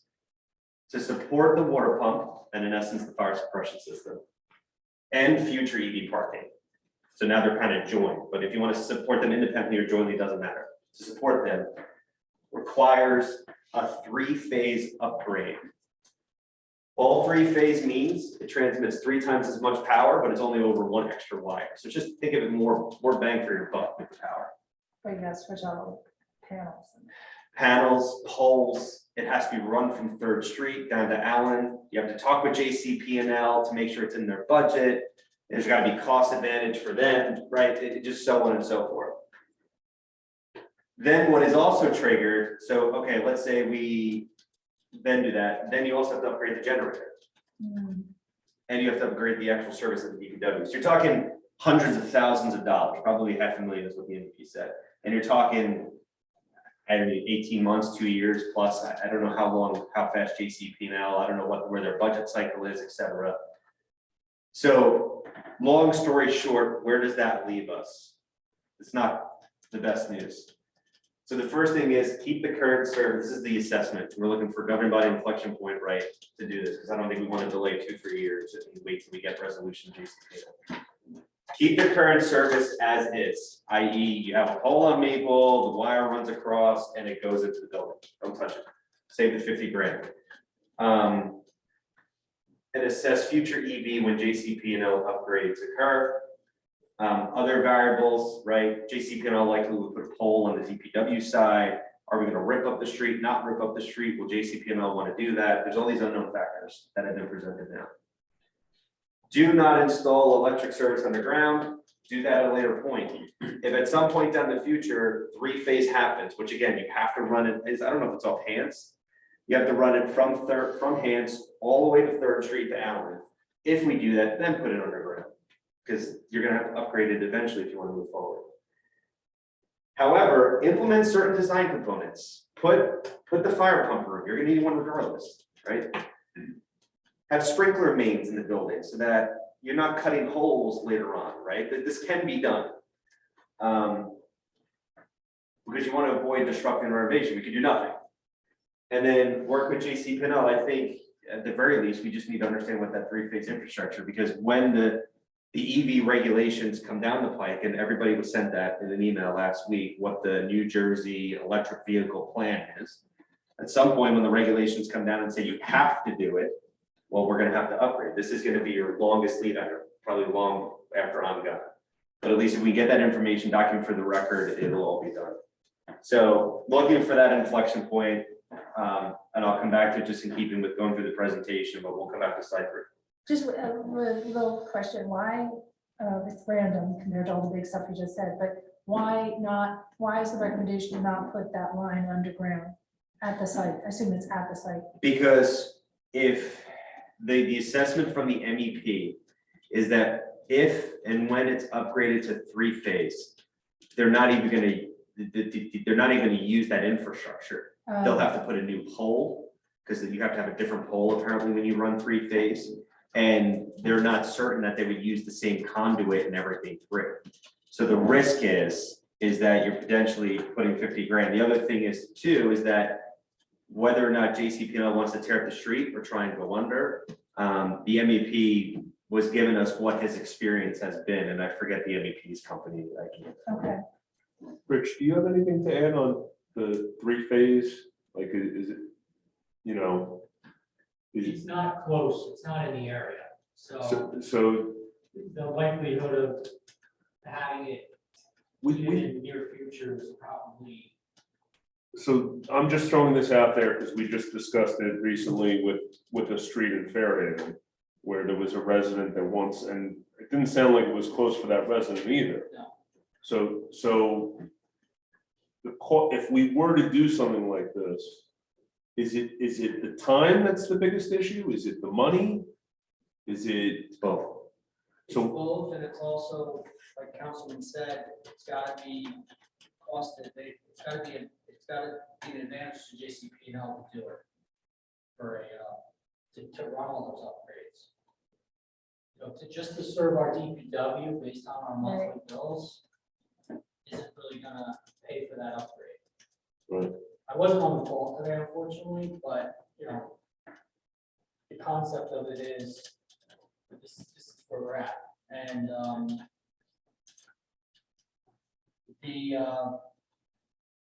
I don't think there's 3-phase on Third, There's not, that's what the MEP said. yeah, so. You gotta tie it in Either hands. running it in off the river or hands, and we actually have a small transformer currently in the building to handle a couple of our 3-phase type motors. But it's small and it's only sized to handle the service that's coming in currently. And 3-phase requires different poles. Yep. So where the poles would be on Third and Allen, question mark, right?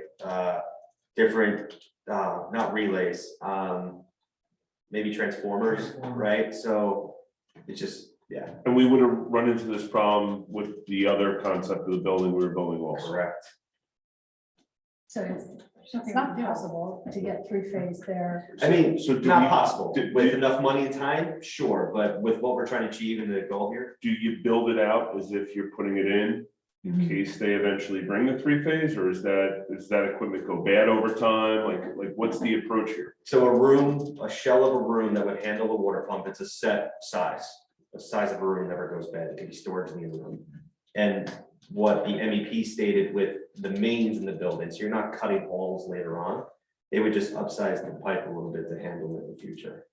So, The other thing to consider is one of the comparisons we made when we looked at doing a Butler building versus a renovation is the renovation gave us the ability to reuse the existing infrastructure coming into that building without the need to do all these upgrades and not have all that added cost. The only thing that obviously we had hoped for was to put that service on the ground, even the existing. Because it does come off of Maple, it does go through that existing tree line there. And we've had some issues in the past, so maybe we do need to revisit that with them. I don't know if that cost is It really. would be. it's 50 grand, if we want to do it, we're just, at some point when the upgrade happens, we're potentially, Abandoning. it becomes a the sunk section cost. conduit, yeah. and that's fine, so if we want to go in that direction, I'm good, but that's our decision to make, right? I love the idea of underground service, right? I do, I'm The other 100% added for it. benefit is we're looking to improve Maple Avenue as part of this project, so that road will be milled and paved ultimately. So open cutting Maple to drop in some conduit, Now's the time. now's the time, it could be a possibility. Yeah. So again, we can do the underground service and we can put certain things in place that make sense that will not have rework and redesign later. We can do that, but we have to make that joint decision. But it's expensive. It's not as expensive because we're not gonna do the water pump, Right. but Right. it will be, we planned to have sprinkler mains in. We didn't plan for water pump, we didn't plan to upgrade to 3-phase, we didn't plan for those hundreds of thousands of dollars. We won't incur that. The other thing too is the fact that the building is in close proximity to Maple, and behind the building is basically either stone or Yeah, well, lawn or trees. It's not hardscape, it's not paved, so when that infrastructure does get upgraded, tying into the back of that building, it's not won't very be hard, difficult. right. And it's a short run. It's not like you have to tear up a parking lot or a building's in the way and you're gonna end up rerouting stuff to get there. It's a direct shot and it's a short run. Even with the EV, we always envision if and when that happens, those stations will basically be along the fence line to allow us to plug in the vehicles, once again, adjacent to green space there to easily trench to and install. And that's the same approach we're taking with the security cameras for recycling. We're just gonna trench in the back. Makes it super cost effective. Even when we did other work within the site, we've even just basically strapped conduit to the inside of the fence line to feed the trash, the cardboard compactor we have, or some of the other things that we've added, or some of the diesel trucks, things of that nature. So Simple, keep it simple. Are there any other types of fire suppression systems that are not water-based? Yes. Have I priced them out and what that looks like? No. Yeah. So we don't know if there were other options besides. There are other options. I forget what they are, but as far as costs and systems, yeah, I mean, I don't know. I think if memory serves you correctly, Rich, water was the most cost effective, given that you just tap right in, right? You're not creating this self-sustaining system. But I don't have that data. But now you're talking about a water pump, you're talking about a lot of other.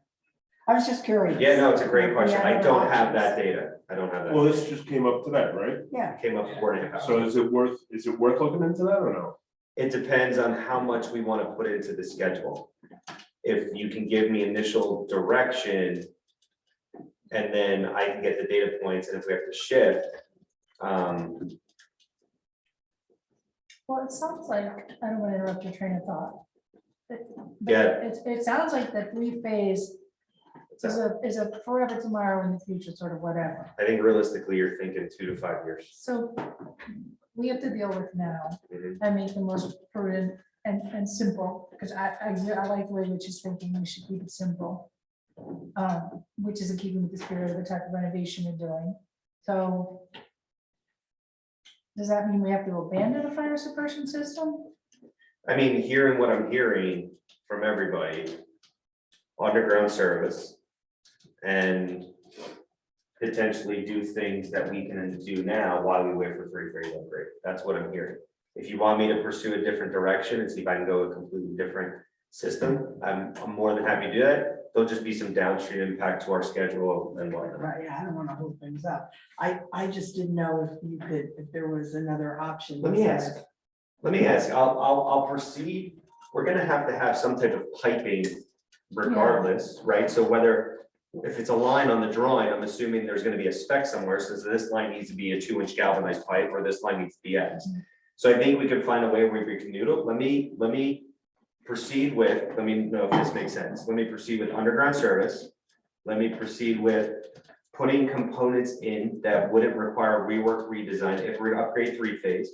And let me get the data points with what other fire suppression exists that potentially can make all of this OB8. Were the Fergusons on that call or no? No, it was like, They might, I wonder if they might have an idea. great point. I'll bring them. We're doing the handoff for DPW starting tomorrow, no, Wednesday. We'll put it on top of the item. But I wonder at the end of the day, do all those fire suppressions require electricity? Mhm. And if they do, then do we come back to the three-phase? And if they all come back to the three-phase, then Well, there must be a fire suppression system that does not require three phases. A very limited level of electricity that's used for, sort of special situations. It's not common, that's what I'm saying. Places that don't have. three Yeah. phases have fire suppression systems. you gotta remember Maybe the the fire current load. marshal has a. The current load, though, we also have to take into account, right, when they did their like load letter analysis, Yeah. originally thought we could put 6 to 8 charging stations in there. And then they did the load analysis, they got the JCP&L usage, and it just didn't make sense. The numbers, they showed us the numbers. Can we not pull more power, but not without the three-phase infrastructure? Can we pull more power though? To the Yes, site? do a complete upgrade in the, we were trying to save some of the existing panels. We'd have to Yes. upgrade the generator, which we just put in a few years ago from the grant. Yeah, So it's like dominoes, it just. we gotta use what we have. I'm good with that. Let me run the ground. I'll proceed with the direction we talked about. I'll run the ground other options. And if a miracle option exists where we can achieve fire suppression without upgrading the service and do it in a manner that's going to be safe and what the intent of this suppression is, why wouldn't we do it? So let me, Because we already have said all along that we thought fire suppression was an important part of. 100% agree. Is there any chance grant money would be available for this? We could look into it. I have no idea. you could do a search. Let's see. Yeah. Okay. So underground service, still push forward, understanding that'll be a sunk cost if at some point the upgrade happens in the future. We'll start making the changes to prepare for fire suppression that make sense. We'll run to ground other potential options and see if we can avoid upgrading the service line. We'll engage the owner's rep on Monday per Josh to see if they have any other opportunities. Am I missing anything on this slide? No. Awesome, thanks, guys. And literally, this just happened. Wow. So I didn't want to skip a governing body meeting. We got some information on all of it, but I think we're in a good spot. And we'll hit up JCP&L, ask them what that process looks like, right? If they come back and say we can do it in a week, or we plan on doing it next month, we didn't know about it, hey, happy day. They're still responsive. Right, we'll see. So, all right, next slide. So let's get some other updates. Website continues to be updated. We're gonna put an FAQ section. Planning board, we briefed, unanimous approval. You have the memo on your desk right now that says they have no recommendations. That then triggered the mayor, based on the previous governing body, to help us shift into the CD phase. And again, this renovation in comparison, it's equally important from a priority perspective, but as far as scope of work and complexity, it is far less than what the PD community center were. Pre-qualified bidders, we had freehold soil that's wrong. That should be conservation. I'll update that. We exceeded, it's a 30-day lead time to get approval. We're gonna line up a project schedule. Construction official, when we do the owner rep meeting Wednesday, we're gonna have the construction official there as well, just to keep in line with the process that we started. Next slide. MEP we hit. I've passed over the EV guidance that was requested. Everybody has that. Roof, another inflection point. So Rich, keep me honest here. DPW in the normal course of business goes on the roof twice a month to remove leaves out of what's scuppers? Yeah. Thank you. Scuppers. I want to be careful I said the right word. In the new design, they're actually gonna put a gutter back. Okay. So the question is, do we want to put a leaf guard on it and prevent that maintenance? Yeah. It's- Someone going up there? Yeah, we'll ladder up. It's- Didn't it, Yeah. the mayor want us to do that? That's, So. Every meeting. So in doing diligence for the inflection point, the leaf guard is $500 Oh, do it. plus the contractor to install it. I don't know what that is, call it $1,000, call it, but the actual material itself is $500. Yeah. And we had the roof guy confirm it twice. So just for workers' comp reasons. workers' comp, and I'm sure Rich has it on his spreadsheet, the number of hours it takes and all that. I think it's a no-brainer, but I didn't want to make the decision unilaterally, so. Rich, is this a conflict of interest? Was it you going up on the ladder? Be truthful. I've been up there a few times. There you go. And you have to take the debris off the fence or whatever, the liner, in order for it to work, right? Like you still have to be up there. Well, Like it the, depends on how the thing's designed. I don't ever touch my leaf guards on my You don't? gutters, ever. Me either. Nope. okay. I've had mine for 3 years and I haven't touched them I had a once. guy come out one time in 12 years and it was on one small run of gutter where it got like propped up, and that was the only time I ever had a problem. Okay. Yeah. I just found that amount to be unbelievably Whoa, inexpensive. Me but too. I like, it had to be wrong, because I've seen what you pay just to put on your house. Right, that's why I'm like. $500 is something very wrong with that. I'll confirm he didn't miss a zero. Maybe I it's asked him not- twice. No, I Is asked the him gutter go around the twice. whole Hey, building? is this No, that might be progressive? why, Teresa. I paid like $200. Where is it? Just to have It's someone along clean the them. back, one big one. Just, that's it. Is that, That might be why. it's only one side of the building. It's one And it's side, straight. straight and it's- shot. Yeah, no scuppers, no that, right? So cool. Low voltage design, we had our meeting 14 June, just waiting to get the technology drawings, super minimal. And we'll have Chris review it, make sure he's good with it. All's worth. 14 units, yes. Yes. Yeah, meeting completed. Oh. completely. Yeah. Temporary trailer space, we got a quote back from Mobile Lease. It was very high, not even gonna tell you. So we have 2 other vendors that we're gonna run to ground because we want to make the decision on the trailer to get the workers out of there. Remember, timing the roof, we adjusted because it didn't make sense to do the roof out of sequence, but we want to get the team out of there sooner rather than later. So we're pushing as hard as we can. Next slide. BFI, we're looking at the draft furniture layouts. Again, that comes back to functionality. We'll talk a little bit more with BFI and PD. LSRP, we're tracking everything when it comes to the AOCs and just having everything remediated. Cost estimate, we're looking to get the updated cost estimate. It's gonna slightly change because we're gonna have the change with the fire suppression. So the cost estimate we get and the final cost estimate before we go out to bid are gonna be really close together when we get them. Owner rep introduction, we already talked about that. I wanted to clarify vinyl. I think I misspoke if I didn't, but if I did. So the labor associated with vinyl is 50% less than cement. I can't say that word. Cement. Thank you. Not the cost of materials. Everything else still remains the same, but I just wanted to, project team still assesses the benefit outweighs going that way. Next slide. Okay, next steps, get the cost estimates. Work towards the CD page turn review. So the same thing we did with PD Community Center. Get the documents, probably have a 2-week time period, because again, it'll be substantially less. But I mean, we had 28 people look at PD and Community Center, or PD and Community Center do the same thing. Monitor LSRP, get a draft of the furniture costs, monitor the roof, the fuel tanks. The guys are working on getting us more quotes. Remember, the fuel tanks are end of life. The first quote came back high, so we're going back to 2 other state contract vendors to see if they come in a little bit more competitive. Hoping it comes under $500,000. Trailer we hit, owners reps we hit. The communication plan, I put this on both of them. And then the last site piece required assessment. So the engineering firm is doing a stormwater management calculation to see how much runoff of the site there could be, and if that's conducive for a rain garden or not. If it is, great. If it's not, we'll go some other direction, like we have approval to do so. But I just wanted to lose sight that's still one of the outstanding items we're waiting. And we should have it any day. I was talking to Rich earlier. The assessment should come in. Next slide. All right, let's go to PD. Updates. So there's a couple of resolutions tonight on the calendar or on the agenda.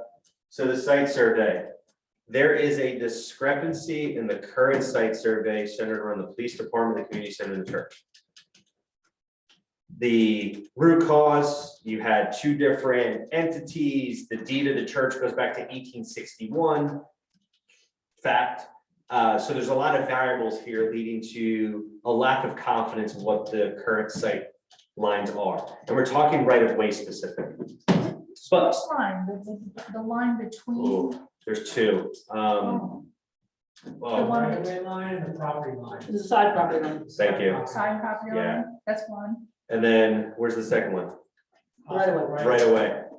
Oh, And so like Rick was giving us worst case scenario, like what happens if you have to shrink the community center? What happens if you have to shift the community center 3 feet to the left? And I'm like, okay, e-break, let's get it reconciled and figured out.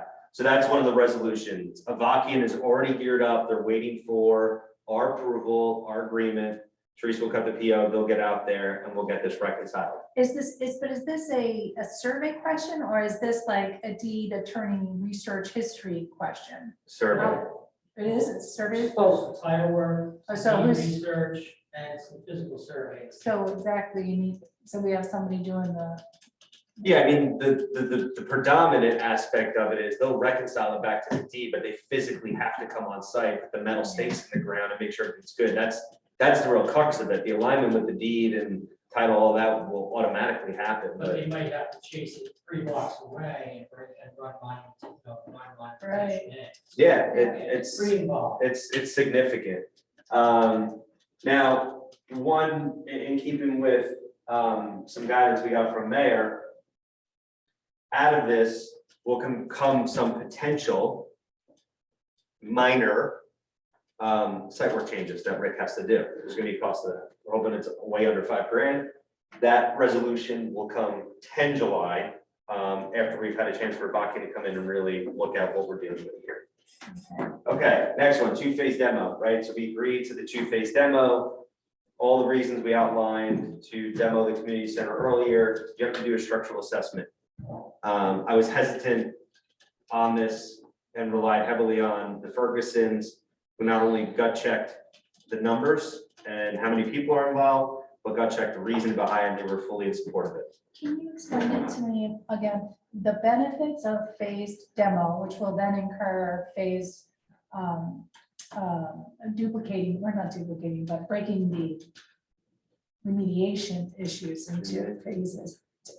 What is the benefit again? So it's 3 pieces. Okay, So the first is with how the buildings are laid out in the site, there's only one egress and ingress into the community center, and it's the side door, the side door Yes. next to the church.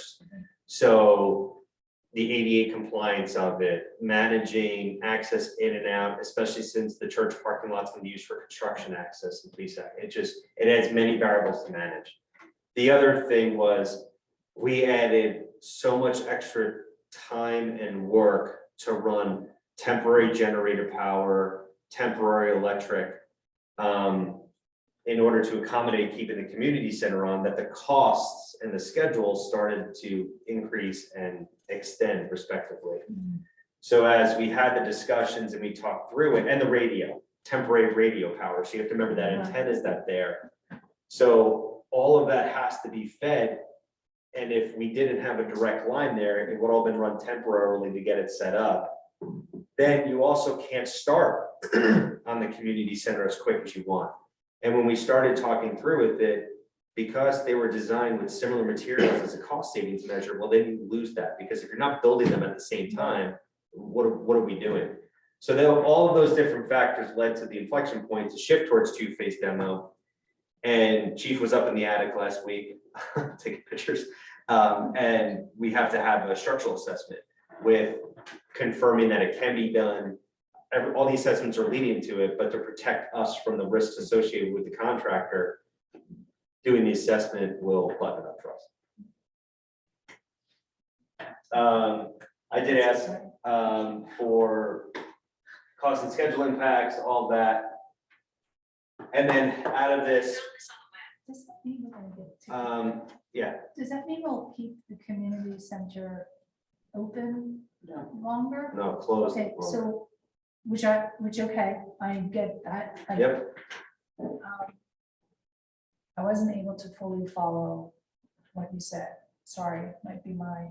Yeah, let me get through, and then I'll come back to the one slide that I showed and we'll talk through. Okay. And then out of this, depending on what the LSRP work is, don't forget there's asbestos. So at the 10 July meeting, depending on what the structural assessment informs, we might have some very, very slight rework with the LSRP. We did meet with Sean and the Board of Ed to talk about contingency plans. I put a governing body inflection point here because I just want to make sure we're on the same page, and I think we are. But we'll make every effort possible to accommodate the people that we're going to displace by not using the community center. I think that's implied, but I just wanted to talk through that. American Water, fire suppression. Again, that's going well. BFI. So we're meeting with BFI to see if we can refine some costs. We've talked about a little bit about how expensive BFI is and what other alternatives are. And we just want to make sure that we are doing our due diligence to ensure that we're not getting, we're not making the wrong decision when it comes to the furniture. And what does that mean? State contract vendors are convenient, but they're not always the right way to go. Is there stuff that we can reuse? I don't necessarily know if we want to. That'll be a decision by us because the building has had black mold for years. And if you want anything that was in that environment moved, don't know. But safe to say, I'm doing my due diligence and data analysis on this, and I'll come back to you guys. We have time on this. Longest lead item is 6 months. So this is not like this needs to get rushed through and whatnot. We can take our time over the next, probably 2-3 months. Next slide. Bond and finance. Once we get the DPW cost estimate, I'll put the overarching review of finances, and we're going to do the tax 101 like we keep talking about. Pre-qualified bidders, we're good to go. We're waiting on DLGS approval to go out to bid. On that, we won't go out to bid until we reconcile the survey and the two-phase demo. We would be foolish to not incorporate that into this, and it shouldn't impact us from a schedule. It should not. DLGS is up to 30 days of approval. We're 1 week in. Even if DLGS comes in tomorrow, it still doesn't make sense to add any confusion on this. We can't get this wrong. Okay. Fish Chapel, we just need the site survey. I'll get to Memorial in a second. I'll be able to finish the short and long-term agreements. We'll be working with Sobel, probably Christina now. Chief and I met with the 66 Maple Avenue resident. Wonderful conversation. They were aware that there was an encroachment somewhere, and we told them we would work on making sure their fence was replaced, the landscape was nice. They just asked that we keep them closely involved in communication. I signed up to give you a personal cell phone number, Mayor. You know, yeah. Community center I'm sure program. they probably already have it. And then maintenance, there's gonna be a 2-year bond within the overall bid. We wanted to give ourselves enough time to understand what the maintenance cost is and give ourselves a little lead time to convert it to our current fund budget. From what I'm told, that's kind of the best practice, but just along the same lines. Next slide. A little over that, sorry. Okay, appropriation. They've not gotten to where our money is. There's a 2-week recess that started. They don't reconvene until 11 July. Projects appear to be cut in half, if not 2/3, but everything's been approved. So what does that mean for this? 600 grand, $2 million, which is Fabulous. free money and Wonderful. Very shocking. Yeah, yep, some exactly. more to come. DOC, we're gonna be working close to the Department of Corrections. I'm probably gonna loop, just so you know, legal into these discussions. Anytime I talk with a state entity like that, having legal representation is, I think, important. Memorial, I need another inflection point here to make sure you guys are good. We did everything in our power to see if we can kind of create a custom memorial, right? The significance of the site, the amount of residents I've met whose whose fathers and grandparents and aunts and uncles attended that school is a lot. It's surreal. It is, it's fantastic. Pat Drummond did her beautiful write-up and all that. You guys have that already from a couple months ago. But we tried, we talked about, you know, boulders. We've talked about like a man and woman statue. We talked about all these things. And we went to Eli and he's like, you guys might as well just buy a prefabricated memorial. He goes, the amount of money that you would spend to create something custom in this. And we're also not trying to make it like this huge thing, right? It's supposed to be small but significant. So I want to, we've done this before. There's plenty of prefabricated memorials. I want to come up with a few options, talk with the church, see where they're leaning at, come back here and just work to get it implemented.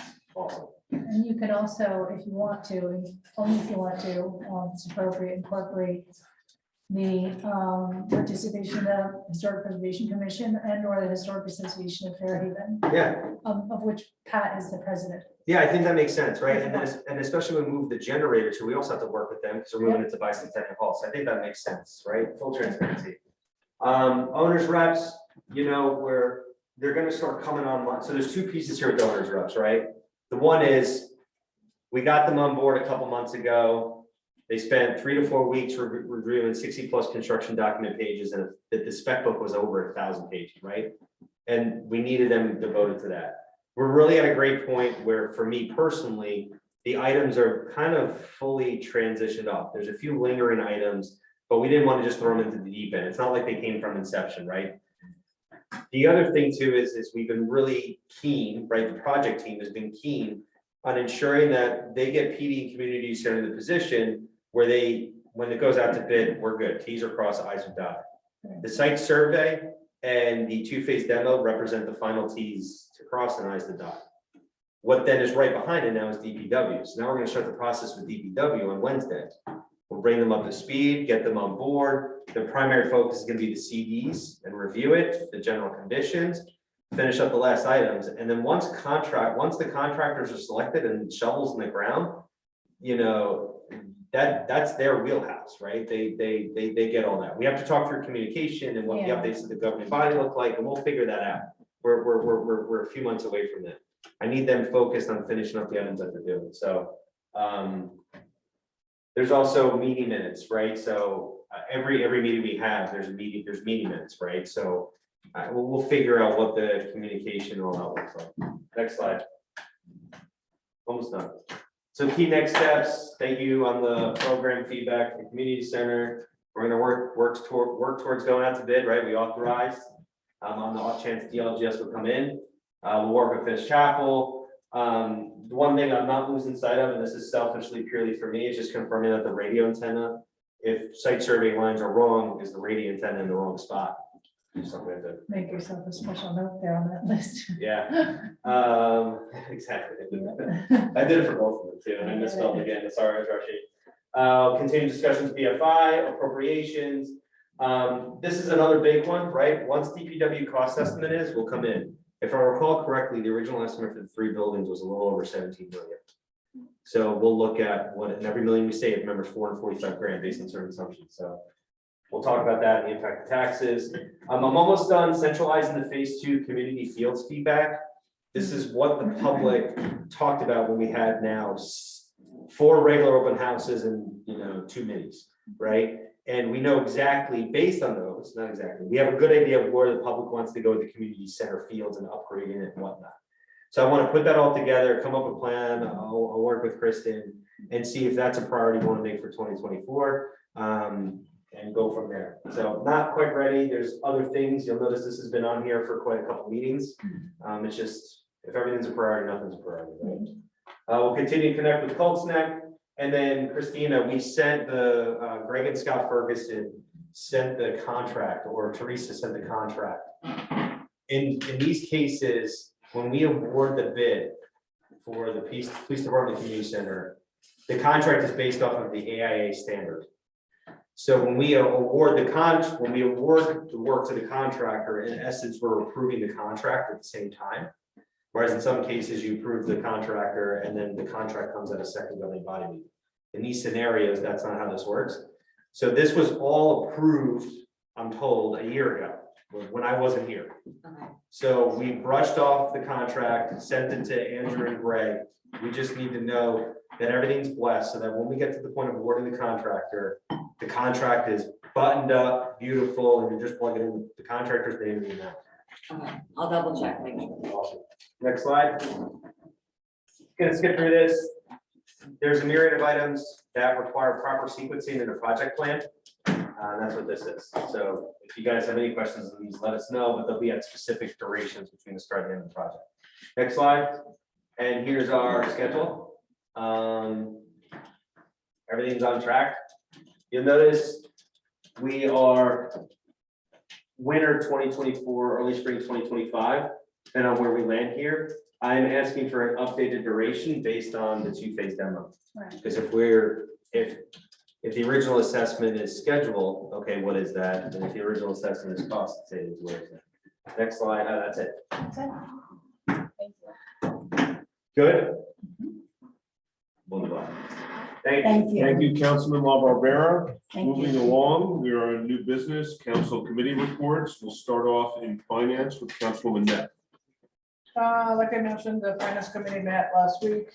We discussed multiple items, including some contracts, negotiations, the issue with the open space tax, and I think there was a long list of where can we cut Yeah. and what are some of the decisions we need to make, and some detailed questions. Now, you were there longer than me, so maybe you want to comment on that, but there was some very long discussion on. We're in with the difficult decisions, right, that are coming down the pike. There's information that we have, and I'm not talking like, and forgive me, I mean this in the most respectful way. I'm not looking for information that's just like a paper pushing exercise, right? Like, I'm looking for, like, no kidding, what can we cannot do? And our finance discussion, right, that we had, and then even after we continued it, it was like a completely transparent discussion. And we looked at Colleen, we looked at Teresa, we looked at everyone on the phone, so we don't have time. If something isn't even feasible to do or what have you, doesn't matter, right? The point is we have a detailed correspondence going back and forth. Yeah.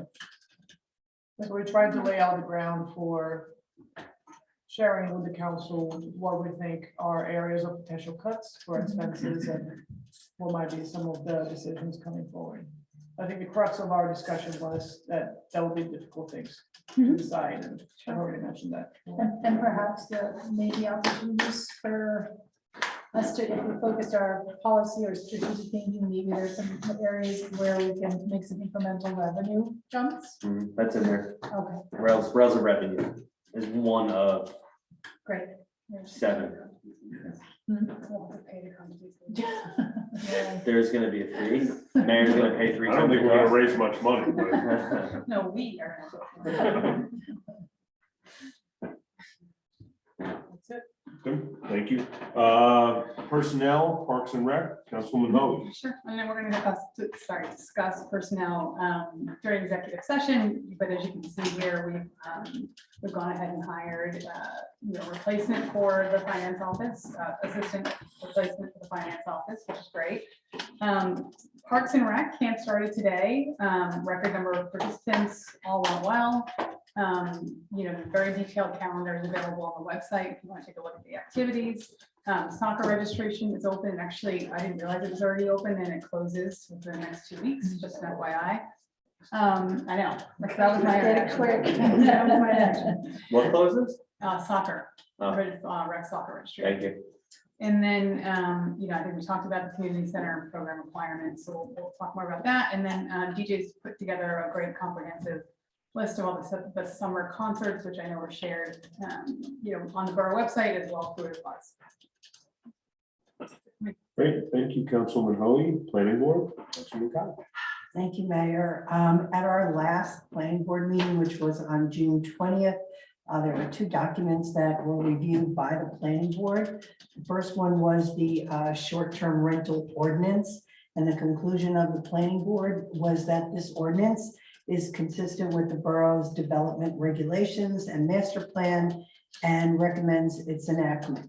They did make a couple of observations, including the fact that there was language about 95 days minimum for the short-term rental. They've suggested 95 consecutive days, which makes it a little bit clearer.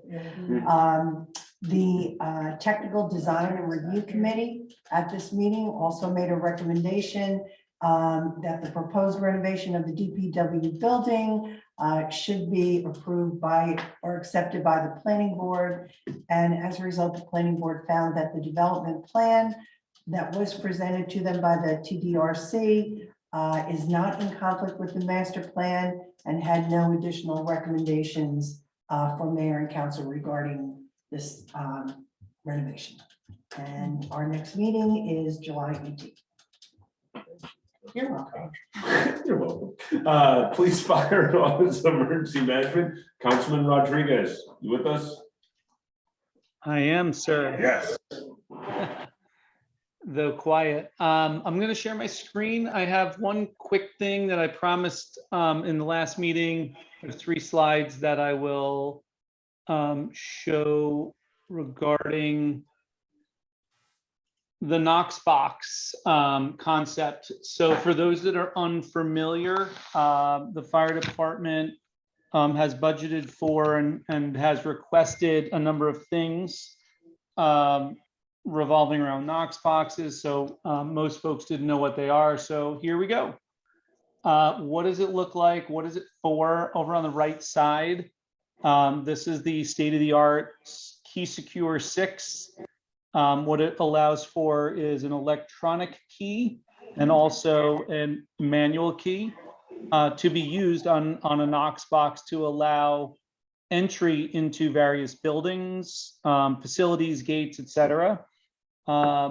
It is programmable. There is a service that accompanies it. So, for example, if somebody's on a fire truck and they arrive at a location, say maybe the Acme, and they want to get access to the building because they are responding to an emergency and it's locked, they simply use the Knox box to unlock the building. There is a number they call in, they're given a PIN code, there's an audit trail. It, moving to the next slide, it eliminates barriers, it provides safe entry rather than using axes or breaking glass or having to claw through walls or doors. It only allows authorized users to access the key, and it also provides an audit trail. This program is widely accepted by 14,000 fire departments across the country. Here are the fire departments that are local to us. You should recognize all of them in addition to many, many, many, many more. I started to list them and ran out of space on the page of Monmouth County fire departments that utilize Knox boxes, on their equipment. on their fire equipment and their first aid equipment and so forth. These things cost about $1,500 after brackets and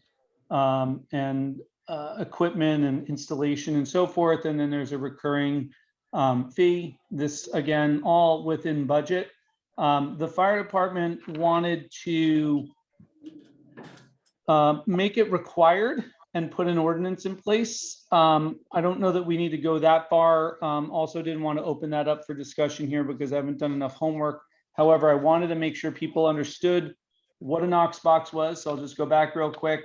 It's that gizmo on the right side there. What does it do? It allows only authorized people to access various locations, and it provides an audit trail. Right now, we've got our fire chiefs and various personnel carrying these things on their key rings. So if they're not in town or they're not responding to a fire for whatever reason, maybe they're unavailable, they're on vacation, whatever, we don't have the capability. We'd rather put these things on the trucks so that when they arrive at the location, the people that are arriving are able to access this this technology that's used fairly broadly. I'm remiss in showing not more. I wish I could have shown more logos. I ran out of time making the slide here, but you can see there's many towns that do it. So just wanted to give people an idea of what the Knox box does and why other towns utilize them. And I just want to stop, open it up for a question or two, and then I will turn the microphone back to the mayor. My question is there an ask here, Chris? Yes. Once people get comfortable with this concept, we can then move forward with the PO. There's no vote that needs to happen or anything like that. I just wanted to get people comfortable with the concept that under voluntary circumstances, various businesses and other locations around town can opt into a Knox box capability, just like all the other towns. But we didn't want to move forward, and I worked with our administrator to make sure that the governing body was aware of what Knox boxes were, why they provided value to our residents, our business owners, and our volunteers before we move forward with a PO. When you say a PO, are we paying for the boxes? Like if Acme wants a box on their, like what's the PO for? The PO is actually for this equipment here, which it will be on our fire trucks and in our chief cars and so forth. Fire department's looking for a purchase order to put, not the actual Knox box, this is the piece of equipment that goes into the fire trucks and the cars. But from my perspective, I just want to make sure the governing body knows we're going to spend taxpayer money to buy that. But the Knox box program, the actual boxes themselves, really go on businesses. In other words, every individual business in Fairhaven would put a Knox box. So if there was ever fire department responding, you'd be able to open up that box and get into their business, regardless of what it is. In most towns, they're mandatory. You pass an ordinance that says that your businesses have to participate in a Knox box program. They're not voluntary. I think right now we might have one business that has a Knox box on it in town. I think that business is owned by a fire person. And then residents themselves could do a Knox box at their house if they so desire. So the one business that has that on their, how is it being used if we don't have these things on our trucks? Well, they actually have the keys now. It's a matter of the fire chiefs carry them around on their rings, and they hope that in case of the fire, that those particular people actually respond to the fire call. But if they're not in town or they're at work or they're elsewhere, that's not going to happen. But this is commonplace in many towns. I showed you where other towns that utilize this. I'm not in favor necessarily. Would each business buy one of these things? Is that what? Well, if you made it that it was mandatory, then they'd have to buy it. If you made it optional, but we placed the PO stand on the truck, maybe they might be incentivized just to do it, knowing we have the program without. What would it cost a business to purchase? It's $1,500. No. No, the location is far cheaper. It's just One on the truck. the one on the truck's expensive because it's got a mounting bracket and it's got a Wi-Fi and it's electronic and all of that. Once you key into that and you get your PIN code and you can open it up, you then unlock the key that's at the business location. I'll circulate the cost though, Tracy. I think that was you that might have asked that. Yeah. How many trucks, Chris? Are we talking about? We would start with 2, maybe a fire truck and a chief car. And then do you know the cost to the business? Should they choose to participate in this? It's a few $100. It's but it's not in the thousands. The most elaborate equipment, as you can see here, is $1,500. So it would be effectively a small unit that houses the key to allow the folks to gain access to the location. The annual fee is $600 for for as many boxes as we get, or it's per box? Yeah, it's for the town. For the entire town. And is there just a one-time fee for the business owners, or do they pay an annual fee for being a part of the system? In the most basic, I'll get a definitive answer. I was flipping through earlier. It looked like it was just a piece of hardware. That was all. Now you can opt into more elaborate hardware where it has an electronic access as well. I wouldn't, so there's lots of options is the answer, but the most basic one, like let's say you own a business, you have a new pizza place, it's Betsy's Pizza, and you elect to get a box, or it could be a yoga studio, Pilates, it could be anything.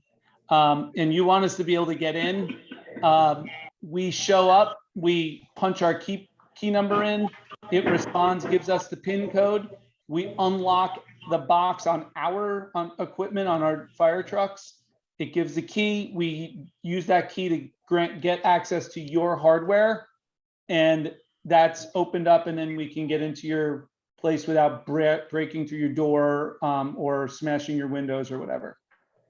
So this Knox box, you would put electronic keys, or would you put hard keys, like regular metallic keys? You could do either.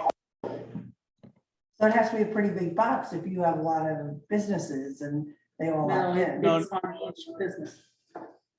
Would have a key to their front door Oh, in the Knox box. all that does is It's give on you their the code business. to open the box. Correct. Like the realtors use to get It into a doesn't home. store, It's the yes. same idea. Yes. Keys on site. This just allows you to send a code to unlock it. Chris, I'd be interested to know if, Fits into their budget this year? I'd be interested to They know didn't if the businesses. budget for Knox would box, pay but they for it have and enough would money to want pay it. for it if they want to. To me, it just, I encourage them initially to speak with the business association and to talk the positives of the program. Many towns do it, but most times it's not optional. Most towns pass orders that says the businesses have to participate. I'm okay with it being optional, just personally, but I don't know how anyone else, unless there's some legal, mechanism that I should be concerned about here. But I'm a little worried about telling I don't know. how much does it cost? I shouldn't even say that. We should know how much it costs Yeah. beforehand. Let's find out what the So actual. So let's kick this to the next meeting, Chris. That's fine. I'll get you more info. Right? I'm sorry, I didn't hear you. If I may, right, I want to bifurcate here because these Knox boxes exist as of today. And the chiefs are walking around with keys on their key ring as of today. So I see 2 separate paths here. One, are we okay for the firehouse to make a purchase for the voluntary program, knowing they have enough money in their budget to create a more sustainable way to track this? And then the second thing, whether or not we want to decide voluntary versus mandatory, we need more information to know how much it's going to cost for the business. So if I may, to avoid, if we agree, we should make a decision or give Chris guidance on the firehouse buying these, so they have a secure, audible manner, and then we can come back in the next governing body meeting or two, and understand what the direct impact to the business owner would be if we decided to make it mandatory. Well, don't they? I don't, staying clear to what I've said in the last week, I don't want to make any decisions tonight on something that was not on the agenda. So we can give some notice at the next meeting as far as how we want to go forward. when it's, and we'll place it on the agenda so that we can discuss it. At that point, we'll have more information. Fair. I agree. There's no rush. We're just cleaning up years of bad, precedent, and we don't have to do it in one meeting. It could take as long as we need. Okay. But this is out of the municipal budget, not out of, Yes. they don't need Municipal our permission to budget spend their money. For the fire department. Is there a resolution for this for us to spend? No, it's really just a matter of, before I sign a purchase order that was spending taxpayer dollars to institute what would be a Knox box program, I want to make sure that the governing body was on board with the concept of the Knox box program. Okay. Thank you. Thank you, Councilman Rodriguez. Moving along, engineering, DPW, facilities we already did, and zoning board, Councilman LaBarbera. So I'm gonna switch up the order a little bit just with the content. Zoning board next meeting, 6th July, as of now. I haven't got wind if it's gonna be canceled due to lack of agenda. We will be meeting internally to discuss the zoning board 2020 recommendations. Heading real quick on police, we met with Doug Christensen today from the Little Silver Town Council. Went really well. RBR is going through a whole planning process to understand how they can improve the parking issue at RBR. Chief continues to meet with Little Silver Chief of Police, but with the Cambridge residents specifically, we're gonna have a meeting, an open house with them on July 8th. I'm gonna hopefully target the morning, and hopefully can confirm that, in the next 12 hours till tomorrow. But the goal is to give every Cambridge resident an opportunity to come on site. Chief will make the open call from a safety perspective, because that's what this is. But we had initial open house, I'll call it, when we did PD and Community Center, and all the residents were in favor of, a stop sign if it was deemed appropriate and within the limitations of the law. And then also putting the parking signs up for no parking or idling during school hours. So one more inflection point with the public, July 8th. From there, we should have enough time with how many governing bodies are left this summer, 3, 2 in July, 1 in August, to make sure everything's in place so that they can be done before the school year starts. I'm gonna switch to, we hit facilities, that's done. So all I have left is engineering DPW.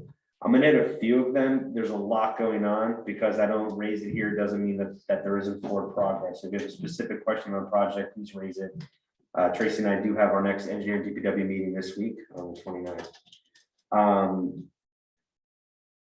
Dock maintenance, because it came up today, is scheduled for tomorrow. There's some maintenance of the dock that's required to make sure that it's in good shape for the summer concerts. So Rich worked with Dave, slated for tomorrow. It's minimal. You're talking 6 or 7 new joist replacements, a couple screws for the bench, but it's good. Brush and leaf, our next meeting is this week, Wednesday, I believe. We'll be coming with a couple of solutions to the governing body.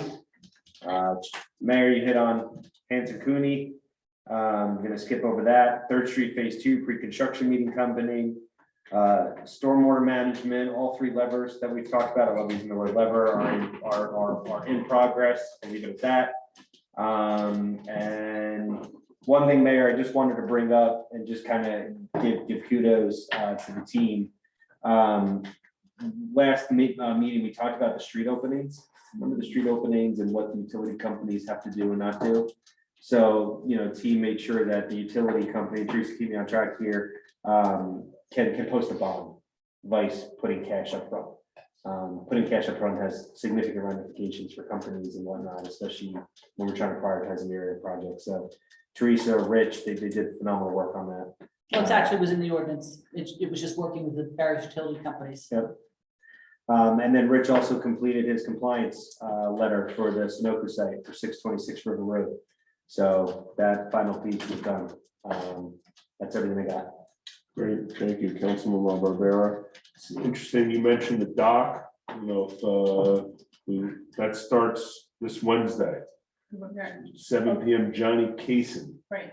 is Conference playing. on the dock. It was between Johnny Kaysen and Betsy. Right. We went with Johnny Do Kaysen. they have a battle, the duo? It was about, actually, funny enough, where this comes from, Johnny Kaysen, is I knocked on their house, on their door, and the dad answered, and we started talking, and he said, my son plays the guitar, and I connected him with DJ. He's playing twice this summer, so if he doesn't do good, You can blame it on Did you me. hear? But if he rocks out, oh my God, talent scout. Just the hat you wear. Borough Communications and Community Outreach, Councilwoman Cole.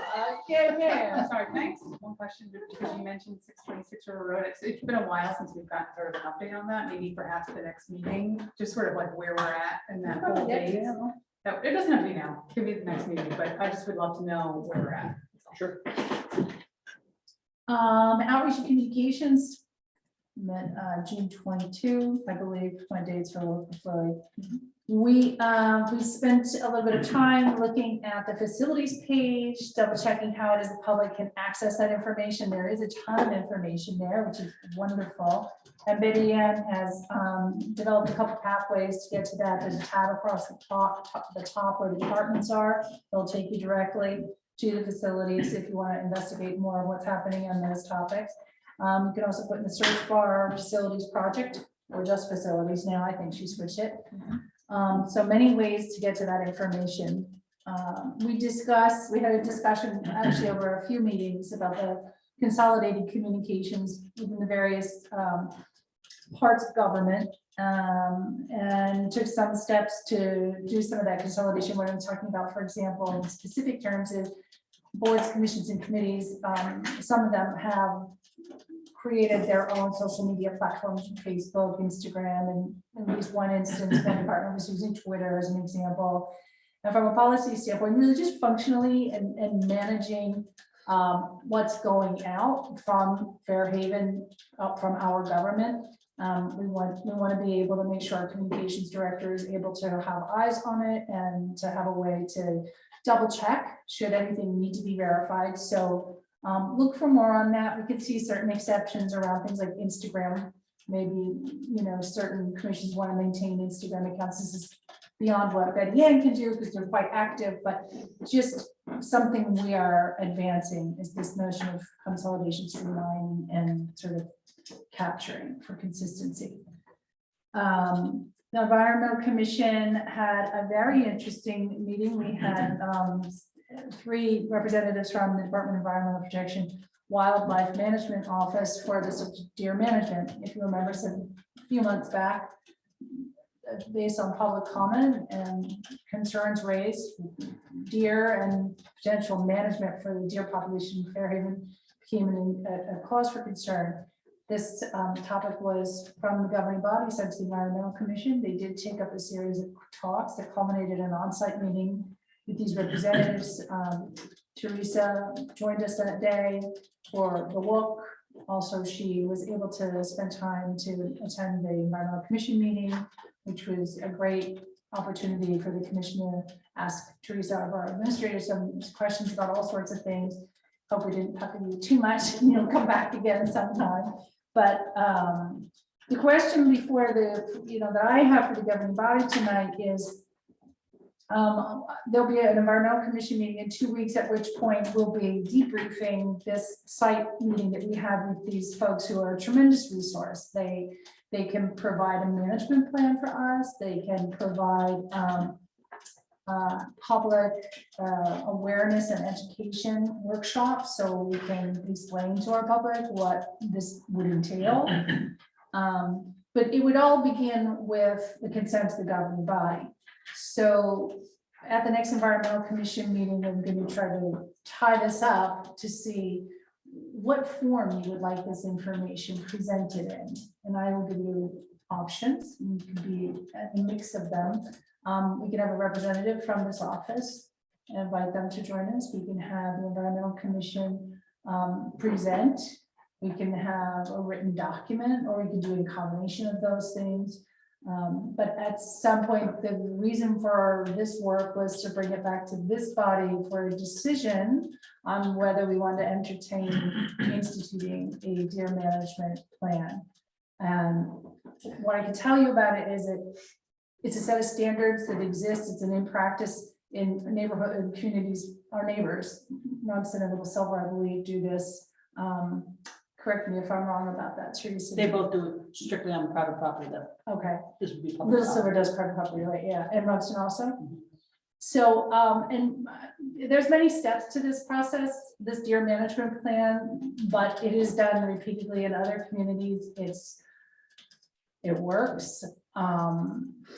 It involves a bow and arrow and containment areas and limited hunting windows. Deer are removed, but then donated so that becomes an actual food source. It's not left to abandoned or they answered every question I could come up with, and this was all new to me. So how do you run it? Would you like a presentation? Would you like a report? I also believe that Christy might have recorded it, because I listened Probably, to- yeah. Okay, so maybe we share that link as a starting point. If that's sufficient to everyone. I have it, I listened to it. I personally like that. I get initial gut reaction against any hunting, right, on private property. So I'd love to hear the conversation, how it evolved. That kind of sometimes helps provide background. And the other piece too is the deer problem is just not specific to Fairhaven, right? So for me, it comes down to what is the county and the state doing to help resolve it, right? There's a certain piece that we could do, right, to contribute to that overall plan. And then the third piece for me is cost and time and what that looks like compared to everything else. So I love the link. There'll be an administrative aspect of it. I don't know, Teresa, if you think it'll be burdensome. But it'd be silly to think there wouldn't be some sort of administrative function because there's licensing and signing people up and stuff like that. But the licensing, I think, happens outside of us. The county park system does this regularly. It's a part of their stewardship plan. This technically is a stewardship management plan. It would not be on private property, if very would be on public property. So anyway, to do this or not to do this is a governing body decision, which means you need information. I would like to know from you, certainly you can look at the minutes, but I would like to know from you between now and the next EC meeting, which is only like 2 weeks, what you would like. I would say having a set of proposals of sort of like, what are the least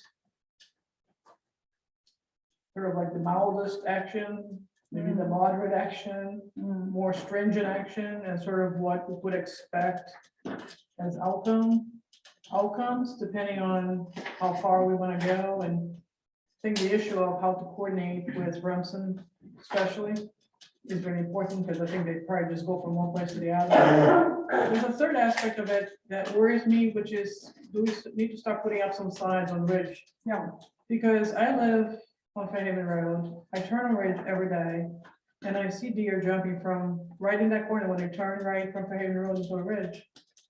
Yeah, it's right there. It's a pass through. Like, they always go from one side to the other. And I feel that if you're not a resident in this area and you're driving 40 miles an hour Or even, on that road, even if you are resident. Does anyone know anyone of the on day. Ridge though that's ever hit a deer? yeah, The deer hit me. Deer on Ridge. The deer was hunting for a doe and the deer hit me.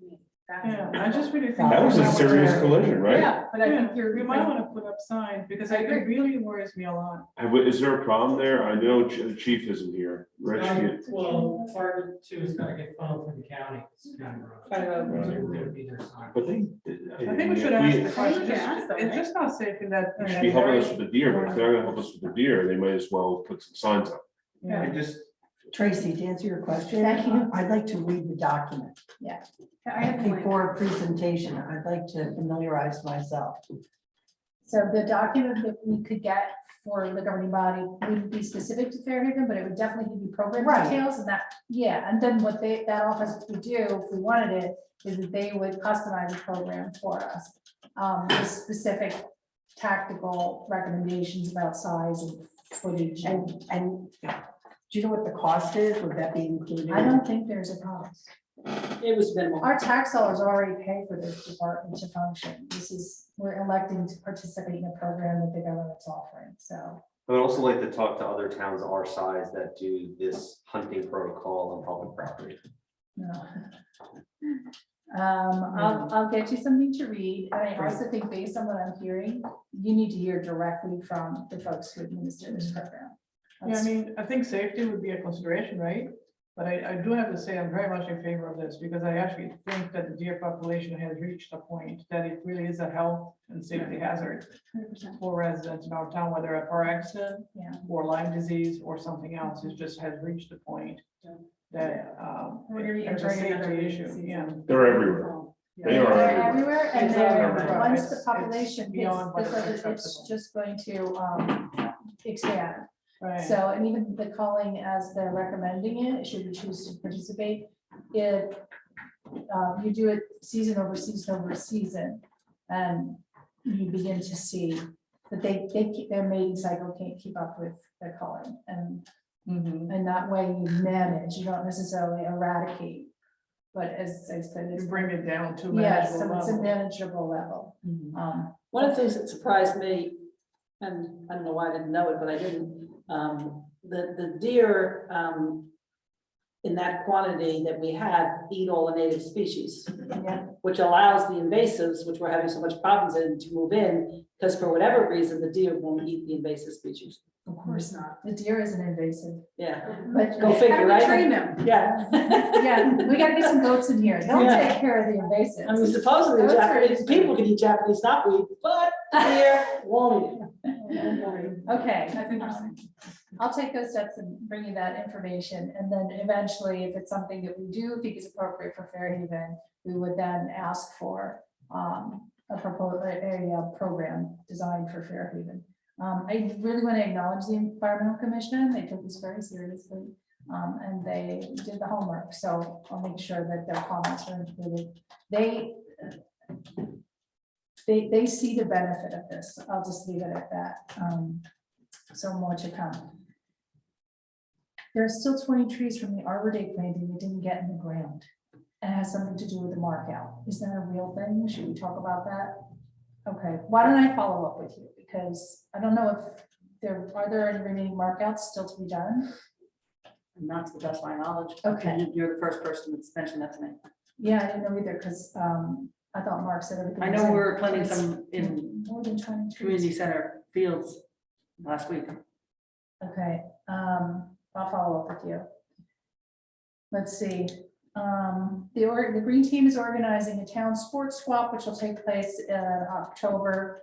This is a great way of getting gear for your kids, so stay tuned. More information about that will be coming out on the bus. What is this? What is a sports spot like? I You know, can trade like- my helmet for your glove? Yeah, there's shin guards for their That's cleats. freaking cool. Yeah, if you think about it, your kids grow so fast. their Yeah, Equipment gets used cleats. one season, exactly.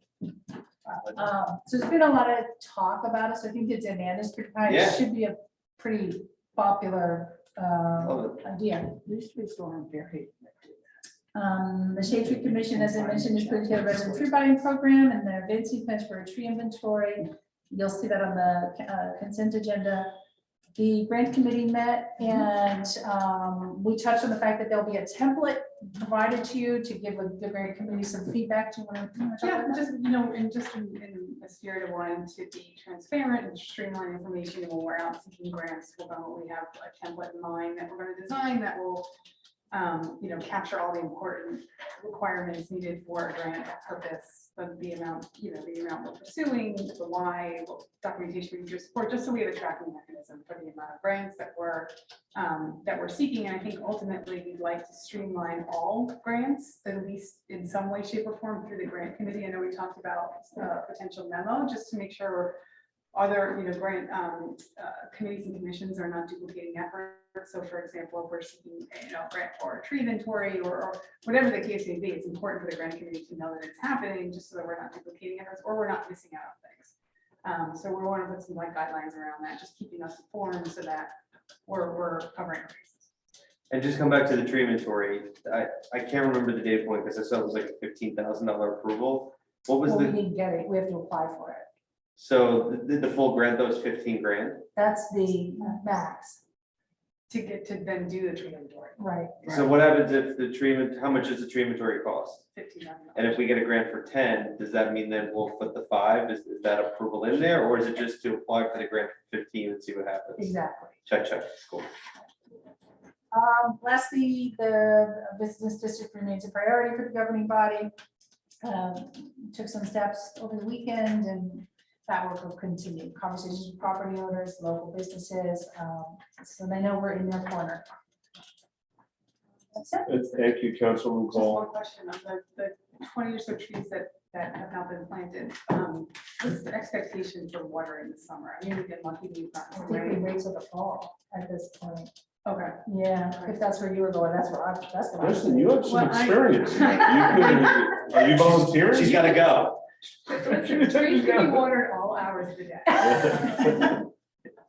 Midnight bike run with your milk jugs. Before we move along, I have four finance questions. Two of them I'll wait till after.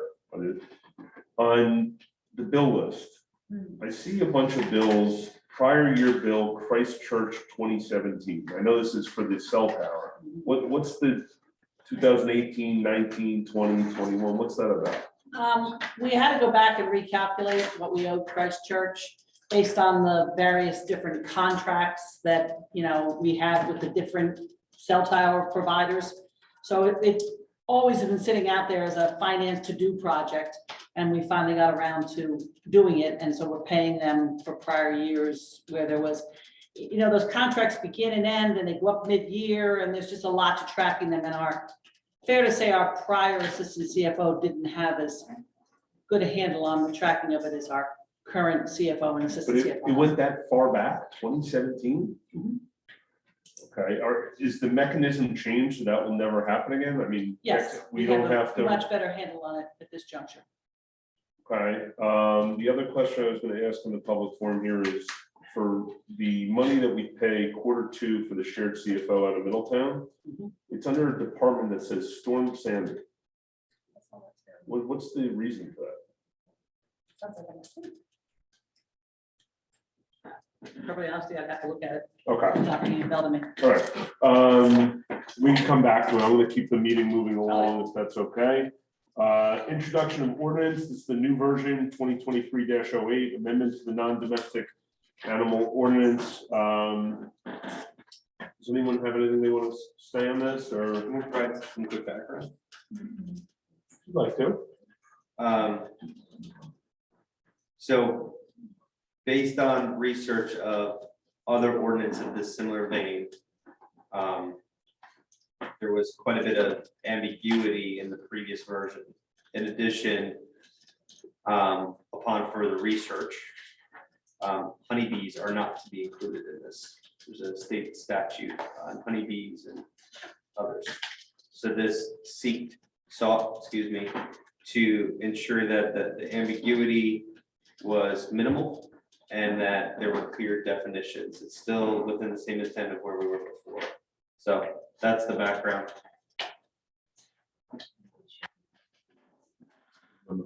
Thank you. Anyone have any comments? No, thank you for. Does anyone have a motion? I'll make- Motion. Second, Allison, may I please have a roll call? Councilmember Cole, Yes.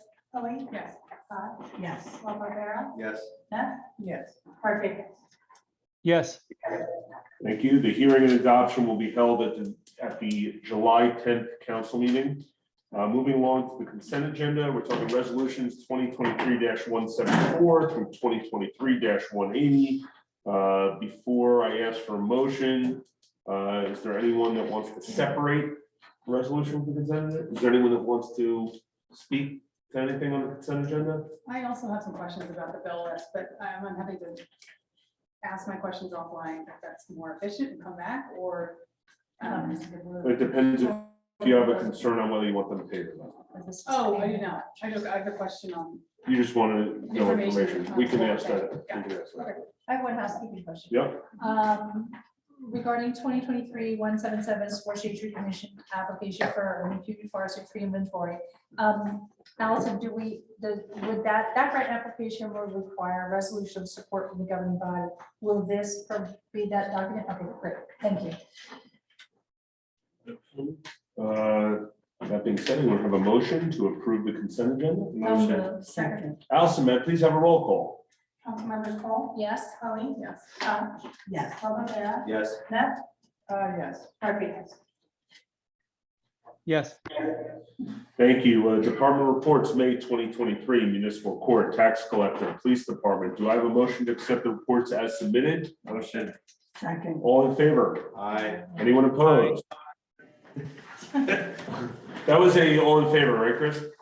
Aye. Okay. Good to the borough. Please stand and identify yourself by clearly stating your name and address for the record. Please try to observe a time limit of 3 minutes. Is there anyone in the public? Comment? Yes. Michael Tomaselli, 522 River Road. I just want to put a sense of urgency on the flooding. I just have to bring it up again because we did flood again this weekend. And I know that Smith Street had to be shut down a little bit. And my concern is really River Road, and obviously my own property, but all the properties around it. So I just want to see if there are any updates from kind of last time we addressed this and see if there's especially any updates on River Road and any contacts with the county about this. So make sure it stays on your agenda or everyone's, because it's getting worse and now this is 2 times in 1 month, so.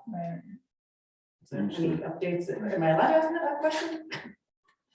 We can, certainly, as far as, Colonial Court, Smith Street, Foreman, we discussed that.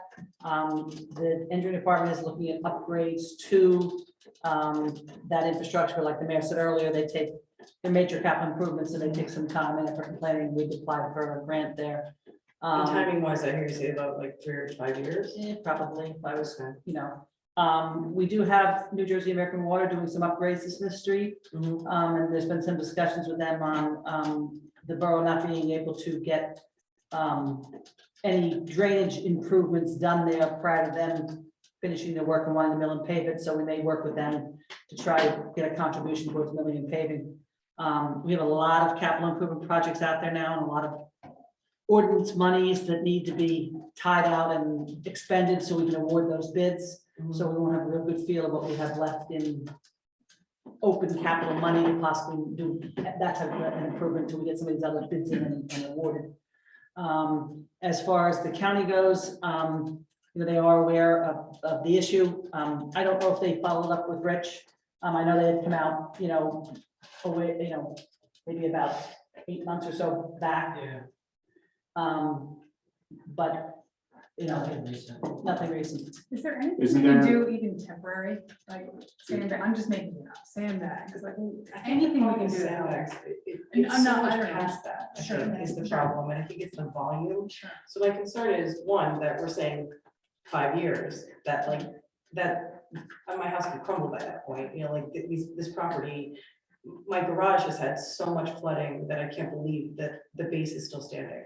So my other concern is it's just gonna get worse. So River Road was happening to people, I've said this before, driving in the middle of the road, so it's tidal waving. So not only no one can walk there, no one can drive, driving there is unsafe, we're not closing it down. And I know that Oceanport has major roads that they shut down. So, 5 years, so much could happen there. And even if we do fix Foreman, where is that pipe going? Is it going to River Road, which that already can't handle the capacity of rain it's getting? So how are we gonna have other pipes connect to it? It's over hands, which goes up the river.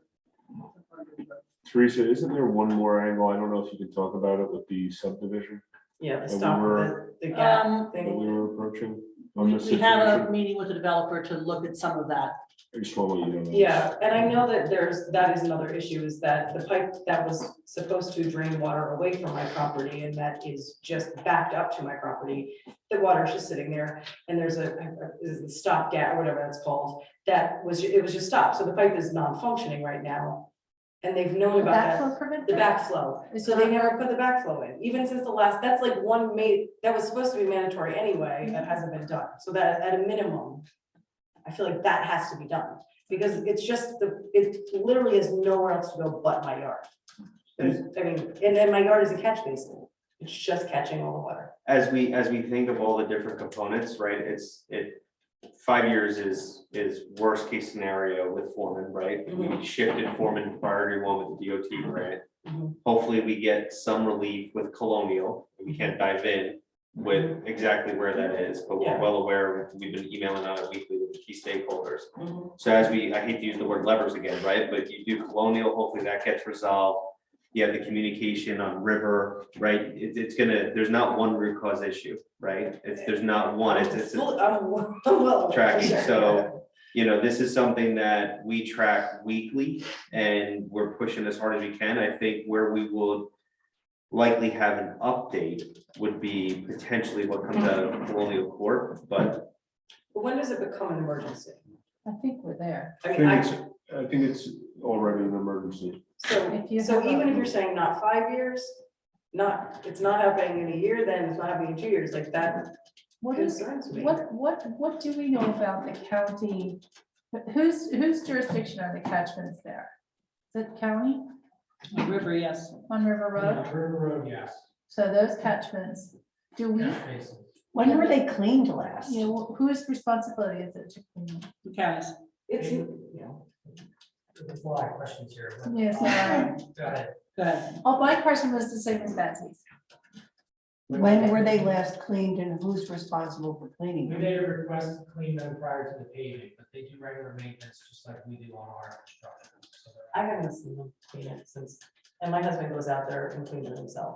He bought it to Yeah. do that. Are they aware of what that looks like every time it rains? Like, have we sent them video and pictures and? we sent them some photos, we just obtained some additional data we're gonna send over. Can I show, I have my phone set up, but like, I can't express to you how much water is flowing down my driveway and how much water is there. I'm willing to get on a call or meeting with whoever's responsible and Yeah. play the bad cop that, you know, I can play to get something moving there, whatever we need to do.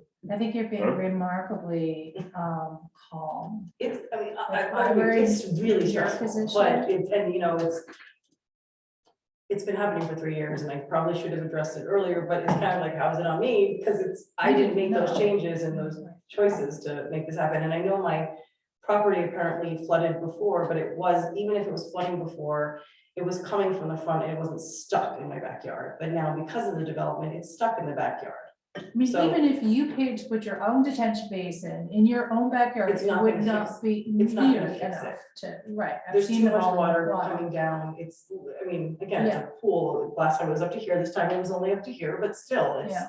you know, and we throw away stuff every time. And even my garage, like my husband paid to get all plastic bins now. So everything's in plastic bins and we have to make sure things are weighted because it was like floating before. Mhm. But that night we forgot to put away some like Toys or workout equipment. So now we had to fix that and so we lose stuff every time. We have it, and then my neighbors too, we're all, the other property that's 2 houses down, we kind of back the backyard, they have 2 sinkholes now in their backyard because of this.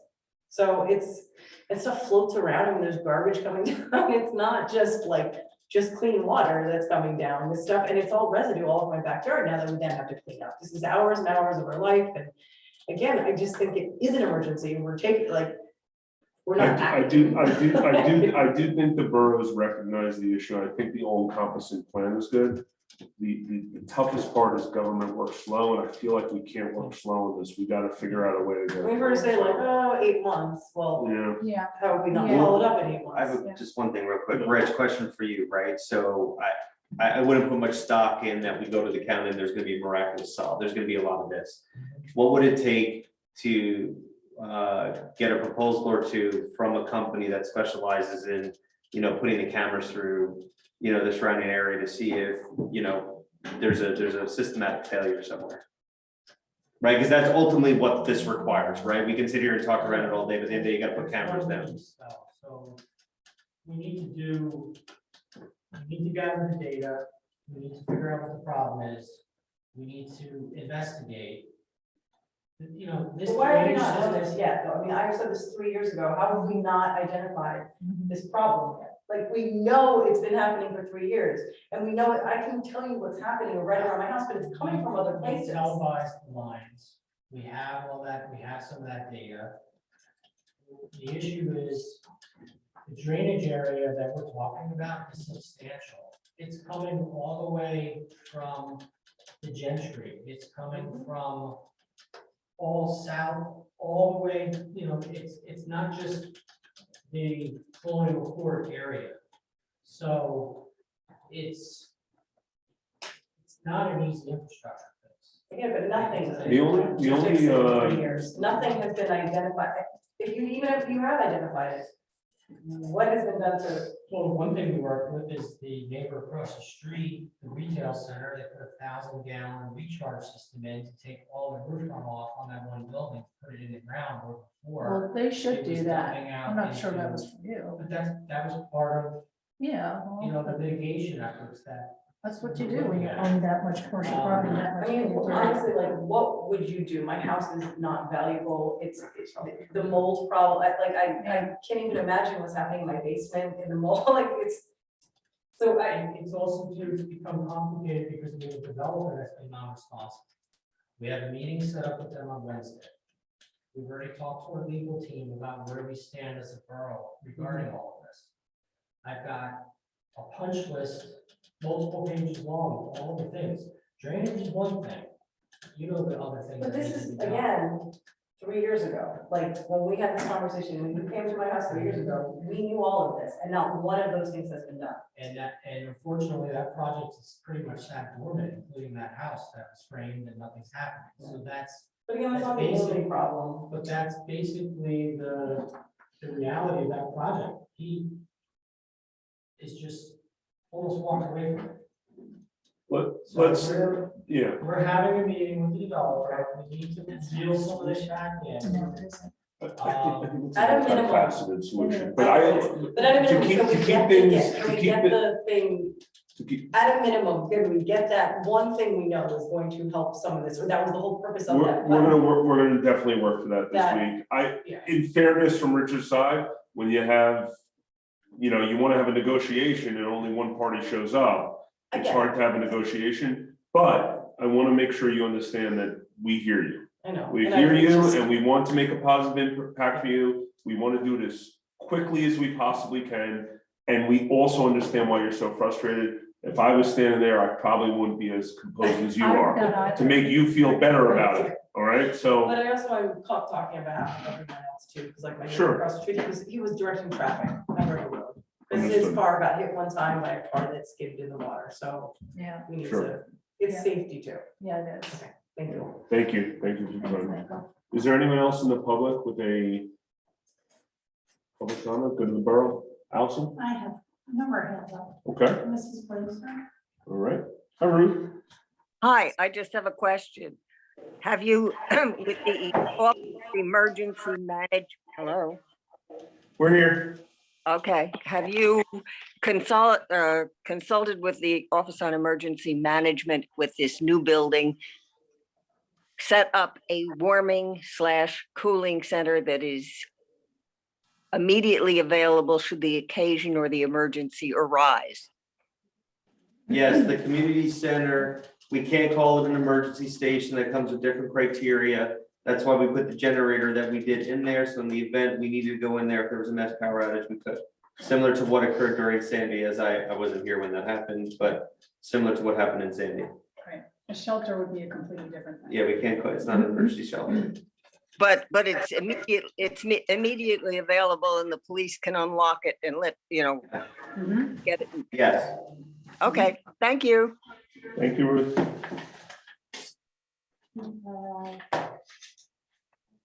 Mark Olson. Hey, Mark.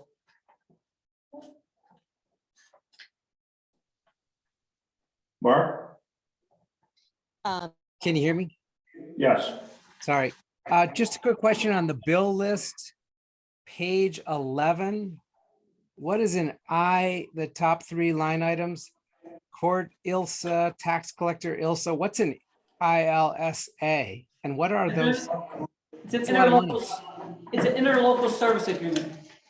It's an agreement we have with Middletown to provide our tax collector, our CFO, that we pay them on a quarterly basis. So instead of hiring a full-time person. Yeah, these are not full-time borough employees. Their services and their license are provided to the Borough of Fairhaven through an interlocal agreement. Got it. Thank you very much. Anyone else?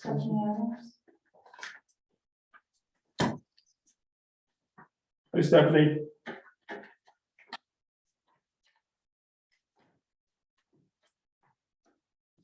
You muted, Stephanie?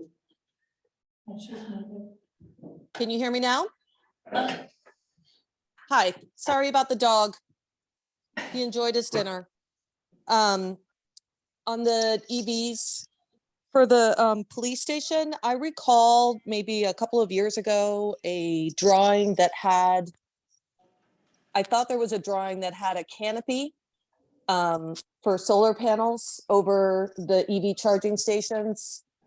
Is that something that we could, or if we hadn't considered it, is that something that we could look into?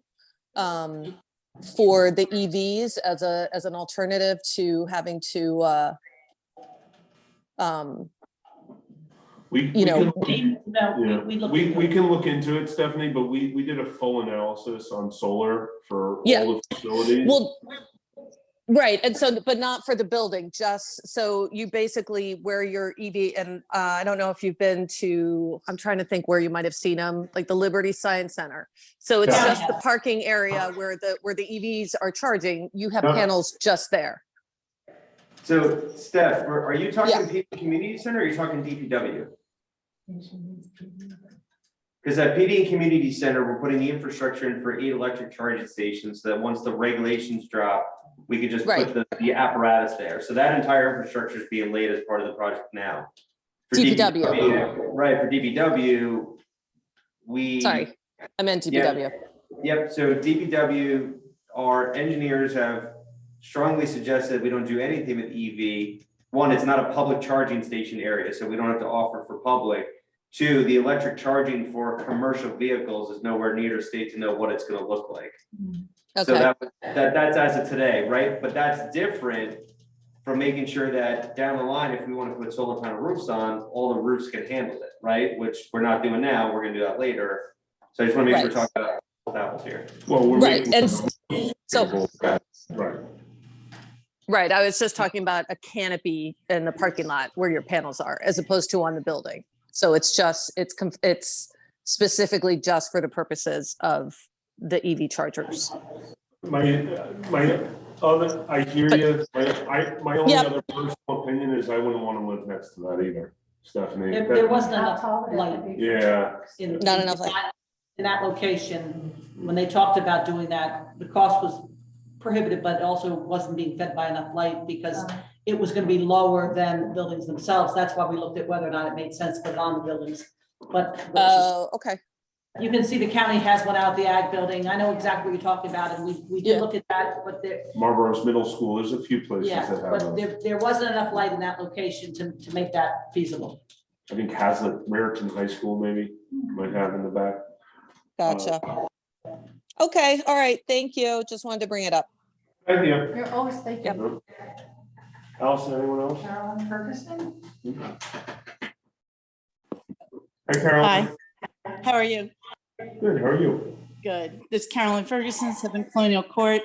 I'd like to thank you guys for your concern about the flooding on Colonial Court.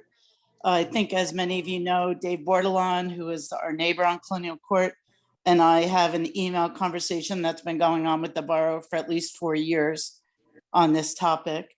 I think it's important to consider that this small street, which is full of small houses on small pieces of property, like within the last 6 years has been impacted by 2 development projects, one on either end.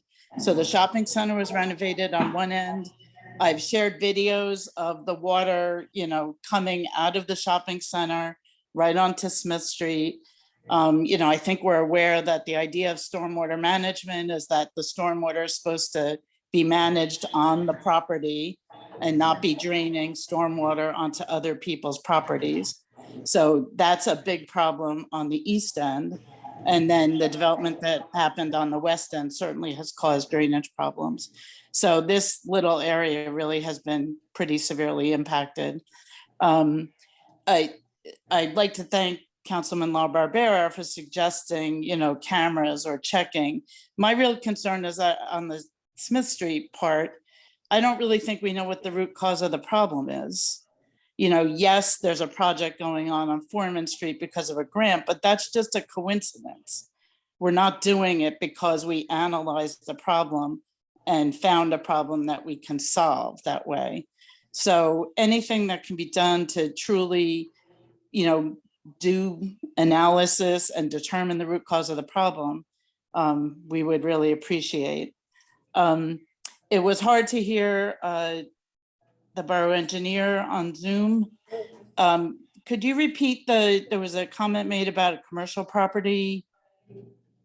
It put, I believe the comment was that when they redid that retail center, they took the actual water they were accruing on their roof and refocused it underground. Refocused underground. 1,000 gallons. 1,000 gallons capacity, is that how you would say it? The downspouts used to discharge directly onto Smith Street. They put everything underground. I still can't hear you guys. So, yeah, I'm gonna repeat it for you. Gomer? Yeah, so the downspouts used to 1,000 gallons. empty onto Smith Street, and instead now they're going directly underground. Okay, That needs to be checked. right. Carolyn is still seeing sheet flow down that driveway on the west end of that property, and is it Coming off the parking lot. Is it It could be possible? just coming off the parking lot, but it could be inadequate. It could be not functioning properly. It should be checked. Is it Right, possible? I've shared the The video. spot would come back up above the ground or no? The flow, the sheet flow that she's talking about is coming off the parking lot. That's a pre-existing condition. That was always like that from when the shopping center was built. But the detention basins they put in should accommodate some of that. I'm sorry? So what was where's the detention basin they put in? As part of the planning board approval. the What location developer- of the site is it on? There's a recharge basin underground that captures all the runoff of that one building that backs up to Smith Street. It's a 1,000 gallon recharge at the corner of Smith and Foreman that was put in. The corner of Smith and Foreman. Yeah. So it's not gonna get that. I would say the water is coming from higher. Yeah. So it eliminated all, those downspouts used to just literally dump out onto Smith. Right. So that's all rerouted. So the two catch basins that are close to Colonial, are they like the ones on Bunwood where they're No, just holding they're tight. water, or are they They're tight. actually drain out? Tied. And we know that they're working to the capacity they should be working to? We are gathering information. I have some data on that Right. and some infrastructure maps that we've been putting together and looking at the size of the pipes, things of that nature. Is this something, and I mean this in no amount of disrespect, but it seems like a big problem. Is this something, there's a specialist that we should be looking at to, No, it's- look at the it's, issue that can, It's engineering that needs to be done where you have to basically figure out what the problem is. Is it pipe capacity? Is it the volume of water? Is it the intensity of the storms? Is it all the development that's occurred? Is it the drainage area that flows into this, knowing that it's an extensive area? The Gentry, Millwood, Sportsman's Field, the pipe down Hance, it's all Foreman Street, it's all tied together. Are there studies, or could we hire somebody to do a study? What do you think it would cost? Okay.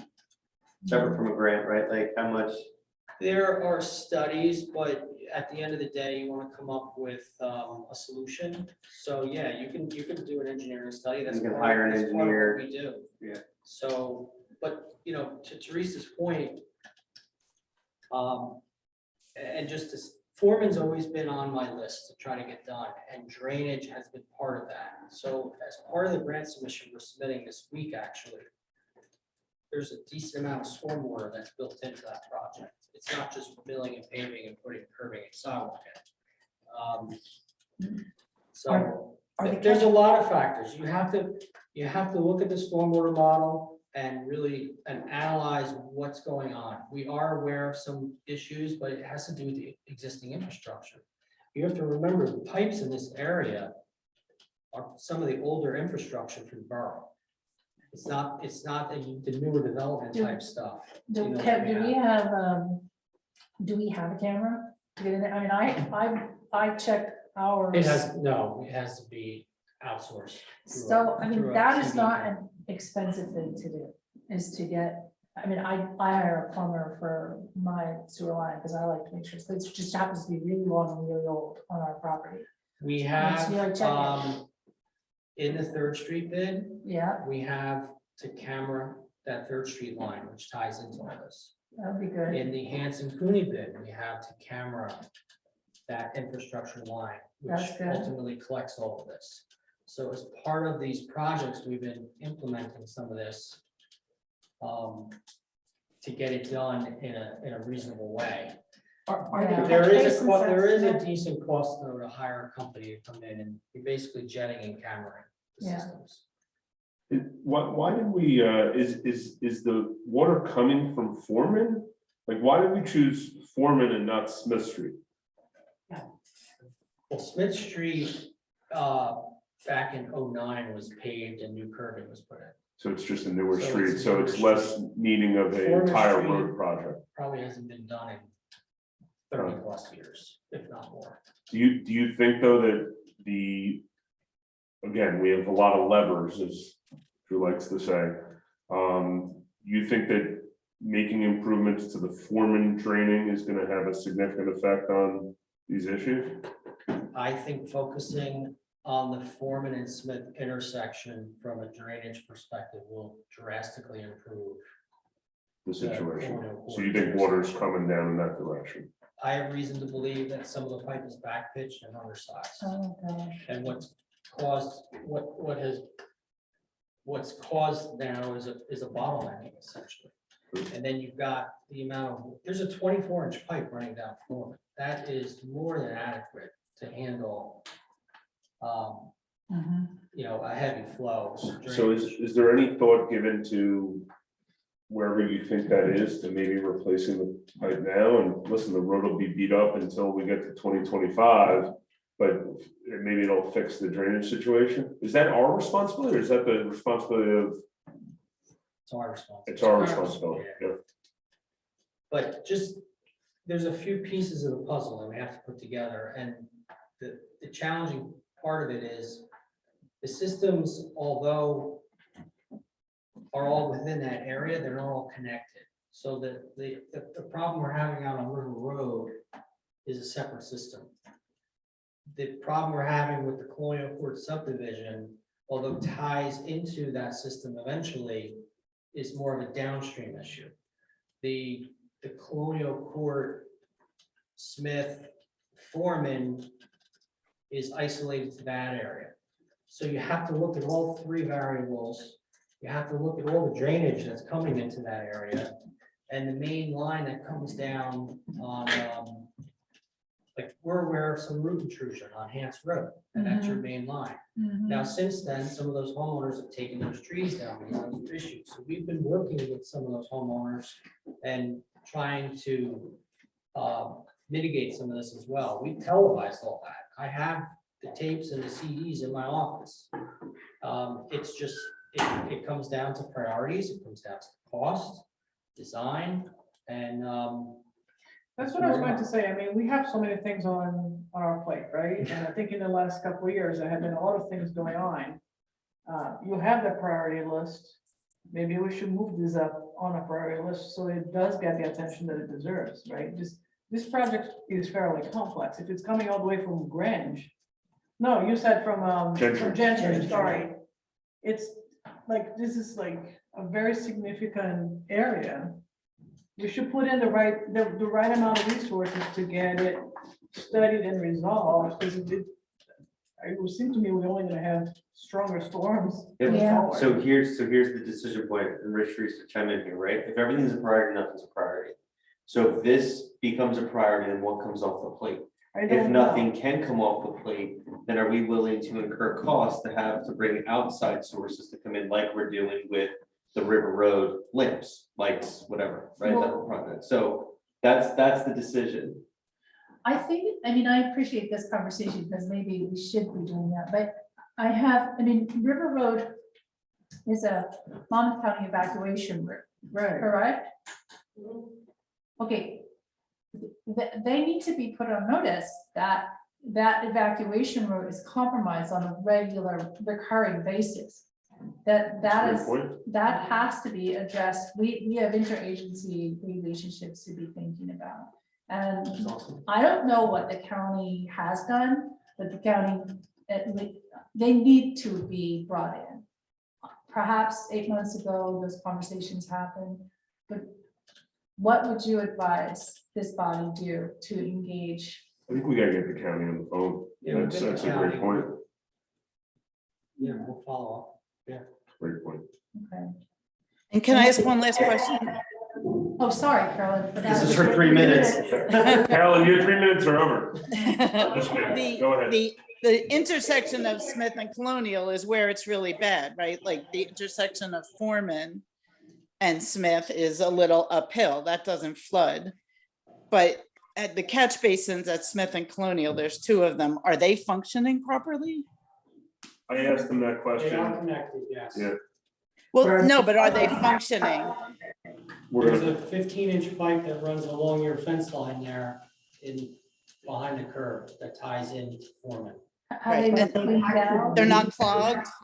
We checked it all out a few years back, and we do our inspections annually. So Televising. what does that mean? You checked it out a few years back when you do your inspections. What's the differential between There's a checking it out difference and an between inspection? We have equipment to do our catch basin inspections. Right? And then you have to also sometimes bring in a third party to televise pipes. So. What happened? I think we Go might want check out the to, I catch think we might want to do basins. that, or ask the Like county easy. to do it on the front side, something. We gotta get this going. The other thing too, I'll raise, and I mean this is a very important discussion, right? I know of 3 areas in town now that have flooded like this, right? So we're talking a lot about Colonial Court and all that, right? But I also want to make sure that we're very honest with ourselves where the other issues are in town as well. Right, I'm not saying we tackle all at the same time, right, but I know Hanson Hunting has flooded now twice. I also know that Dartmouth and one other area has now flooded twice, and then the Normandy. Is it Normandy? Can't recall. My point is, And sorry, that big storm, McCarter Pond turned into a river going Overflow, straight right. down Fairhaven Road. So- Right, that intersection right yeah, there. so Mayor, the reason I'm raising this is I don't want to have a reactive response to something that requires a true response to help prioritize, and that's all I'm asking for. I understand, and I'm certainly not minimizing the other situations. I haven't even been made aware of those situations. So it seems like this area is all encompassing constantly. And to be realistic, I mean, we live right next to the river. So river communities, they have bodies of water next to them. I mean, there are some small flooding situations that do occur from time to time that I don't want to use the word acceptable, but that's kind of just what you get living where you live. This seems to be a different situation. Check. That's fair. So, At least clean up the basins. And, yeah, I'm gonna, yeah. and I'm sorry, could I have 1 minute on a separate topic? The Knox boxes, it seems to me that for that program to succeed, you really need a partnership with the businesses. You know, if we have equipment to use the Knox boxes, but nobody has them, that doesn't make sense. I know that they did come to the Business Association a few years ago and encourage, offer them for businesses to buy them. There was a cost. I think it was a barrier. But I think a bit of a partnership would probably be a great idea. Thank you very much. Carolyn. Hold on 1 sec, Allison. Hold So on. I hear everything and I agree with you. I think this needs to be looked at as a systemic issue, like a whole entire analysis. And I keep hearing like all the issues, but I'm not hearing how we're finding out what those results are. So, or the problems are. So how can we get someone to analyze the whole problem? Is it through a grant? Because there's tons of issues with stormwater management. And I know that I don't know if that NJDOT that's due July 1st, that's safe streets, but I don't know if there's anything to do with that, but it's an issue all through New Jersey. And it's something that the state and even federally there. So at a minimum, we need to understand the whole problem. And I'm not hearing at any point that we've like followed through on any of the points that you're making. Mhm. Like, we're just saying, and then you're saying foreman, now foreman's, you just said that the pipe can handle the load, but we're putting a larger pipe in foreman. Well, and Is that and in fairness, saying? right, in fairness to Rich and Teresa will take the direction from the governing body, right? So if something hasn't been done for 3 years, right? I get it. I'm not saying that it's Rich's fault and Teresa's fault, right? The governing body sets the direction for both of them, right? So you heard it up here, right? The governing body and mayor, I'm not trying to speak for you, right? This is very clearly an issue that has to be resolved, but I just want to say that. Well, can we agree here today? Please check, not please, give us a date when the storm drains and the catchments in that location immediately and in the vicinity can be confirmed, clear and functioning. I think by the next meeting, that would be good to have. When's our next DPW engineer? Wednesday, Yeah, Thursday. At Thursday, this will be on the agenda. We're gonna discuss in detail. Someone will follow up with you offline and let you know where we. And if there's anything I can do as a resident, tell me. Well, you know, we'll like- engage the county too. I think that there's a serious, we have to elevate it. Usually I'd make a joke there, but I'm sure you don't find this situation funny in any way. So for the first time, I'm gonna And skip the honestly, joke. it's your tax dollars, you know, Skip. you have every right to contact the county commissioners, you know, and, you know, as a resident of Monmouth County, you know, put in your own. I know after the last meeting, you said you talked, you was forwarded on, so I was kind of waiting to hear if they responded. And they did, we sent them any number of items and they did get back on several of them relatively quickly. Like any place else, there's layers of, you know, sometimes this person can answer me and sometimes it has to be brought up the ladder. I'm not trying to beat a dead horse, but it keeps happening. Yeah. It's not- Yeah. And if you see a grant, send it to Kristen, right? If you reach out to county and make headway, loop us in, right? That's how we got the whole deer conversation started with Carolyn Ferguson briefing from the Northwest, not Northwest, help me. Metro Fields. Yeah, so, you know, And I it's a appreciate one it. team, I one get it. fight. It just feels like it needs to be. Yep. It does. Okay. Allison, anyone else? No. Okay, with that being said, we're gonna move to executive session. No formal action will be taken tonight. And the time is 10:44 PM. Do I have a motion? Motion. Second. All in favor? Aye. Anyone opposed? No. Thank you. Be back up. Okay, it is 11:11 PM. Do I have a motion to close the regular session? Motion. Second. All in favor? Aye. Anyone opposed? Nice, Marion. Actually, you should use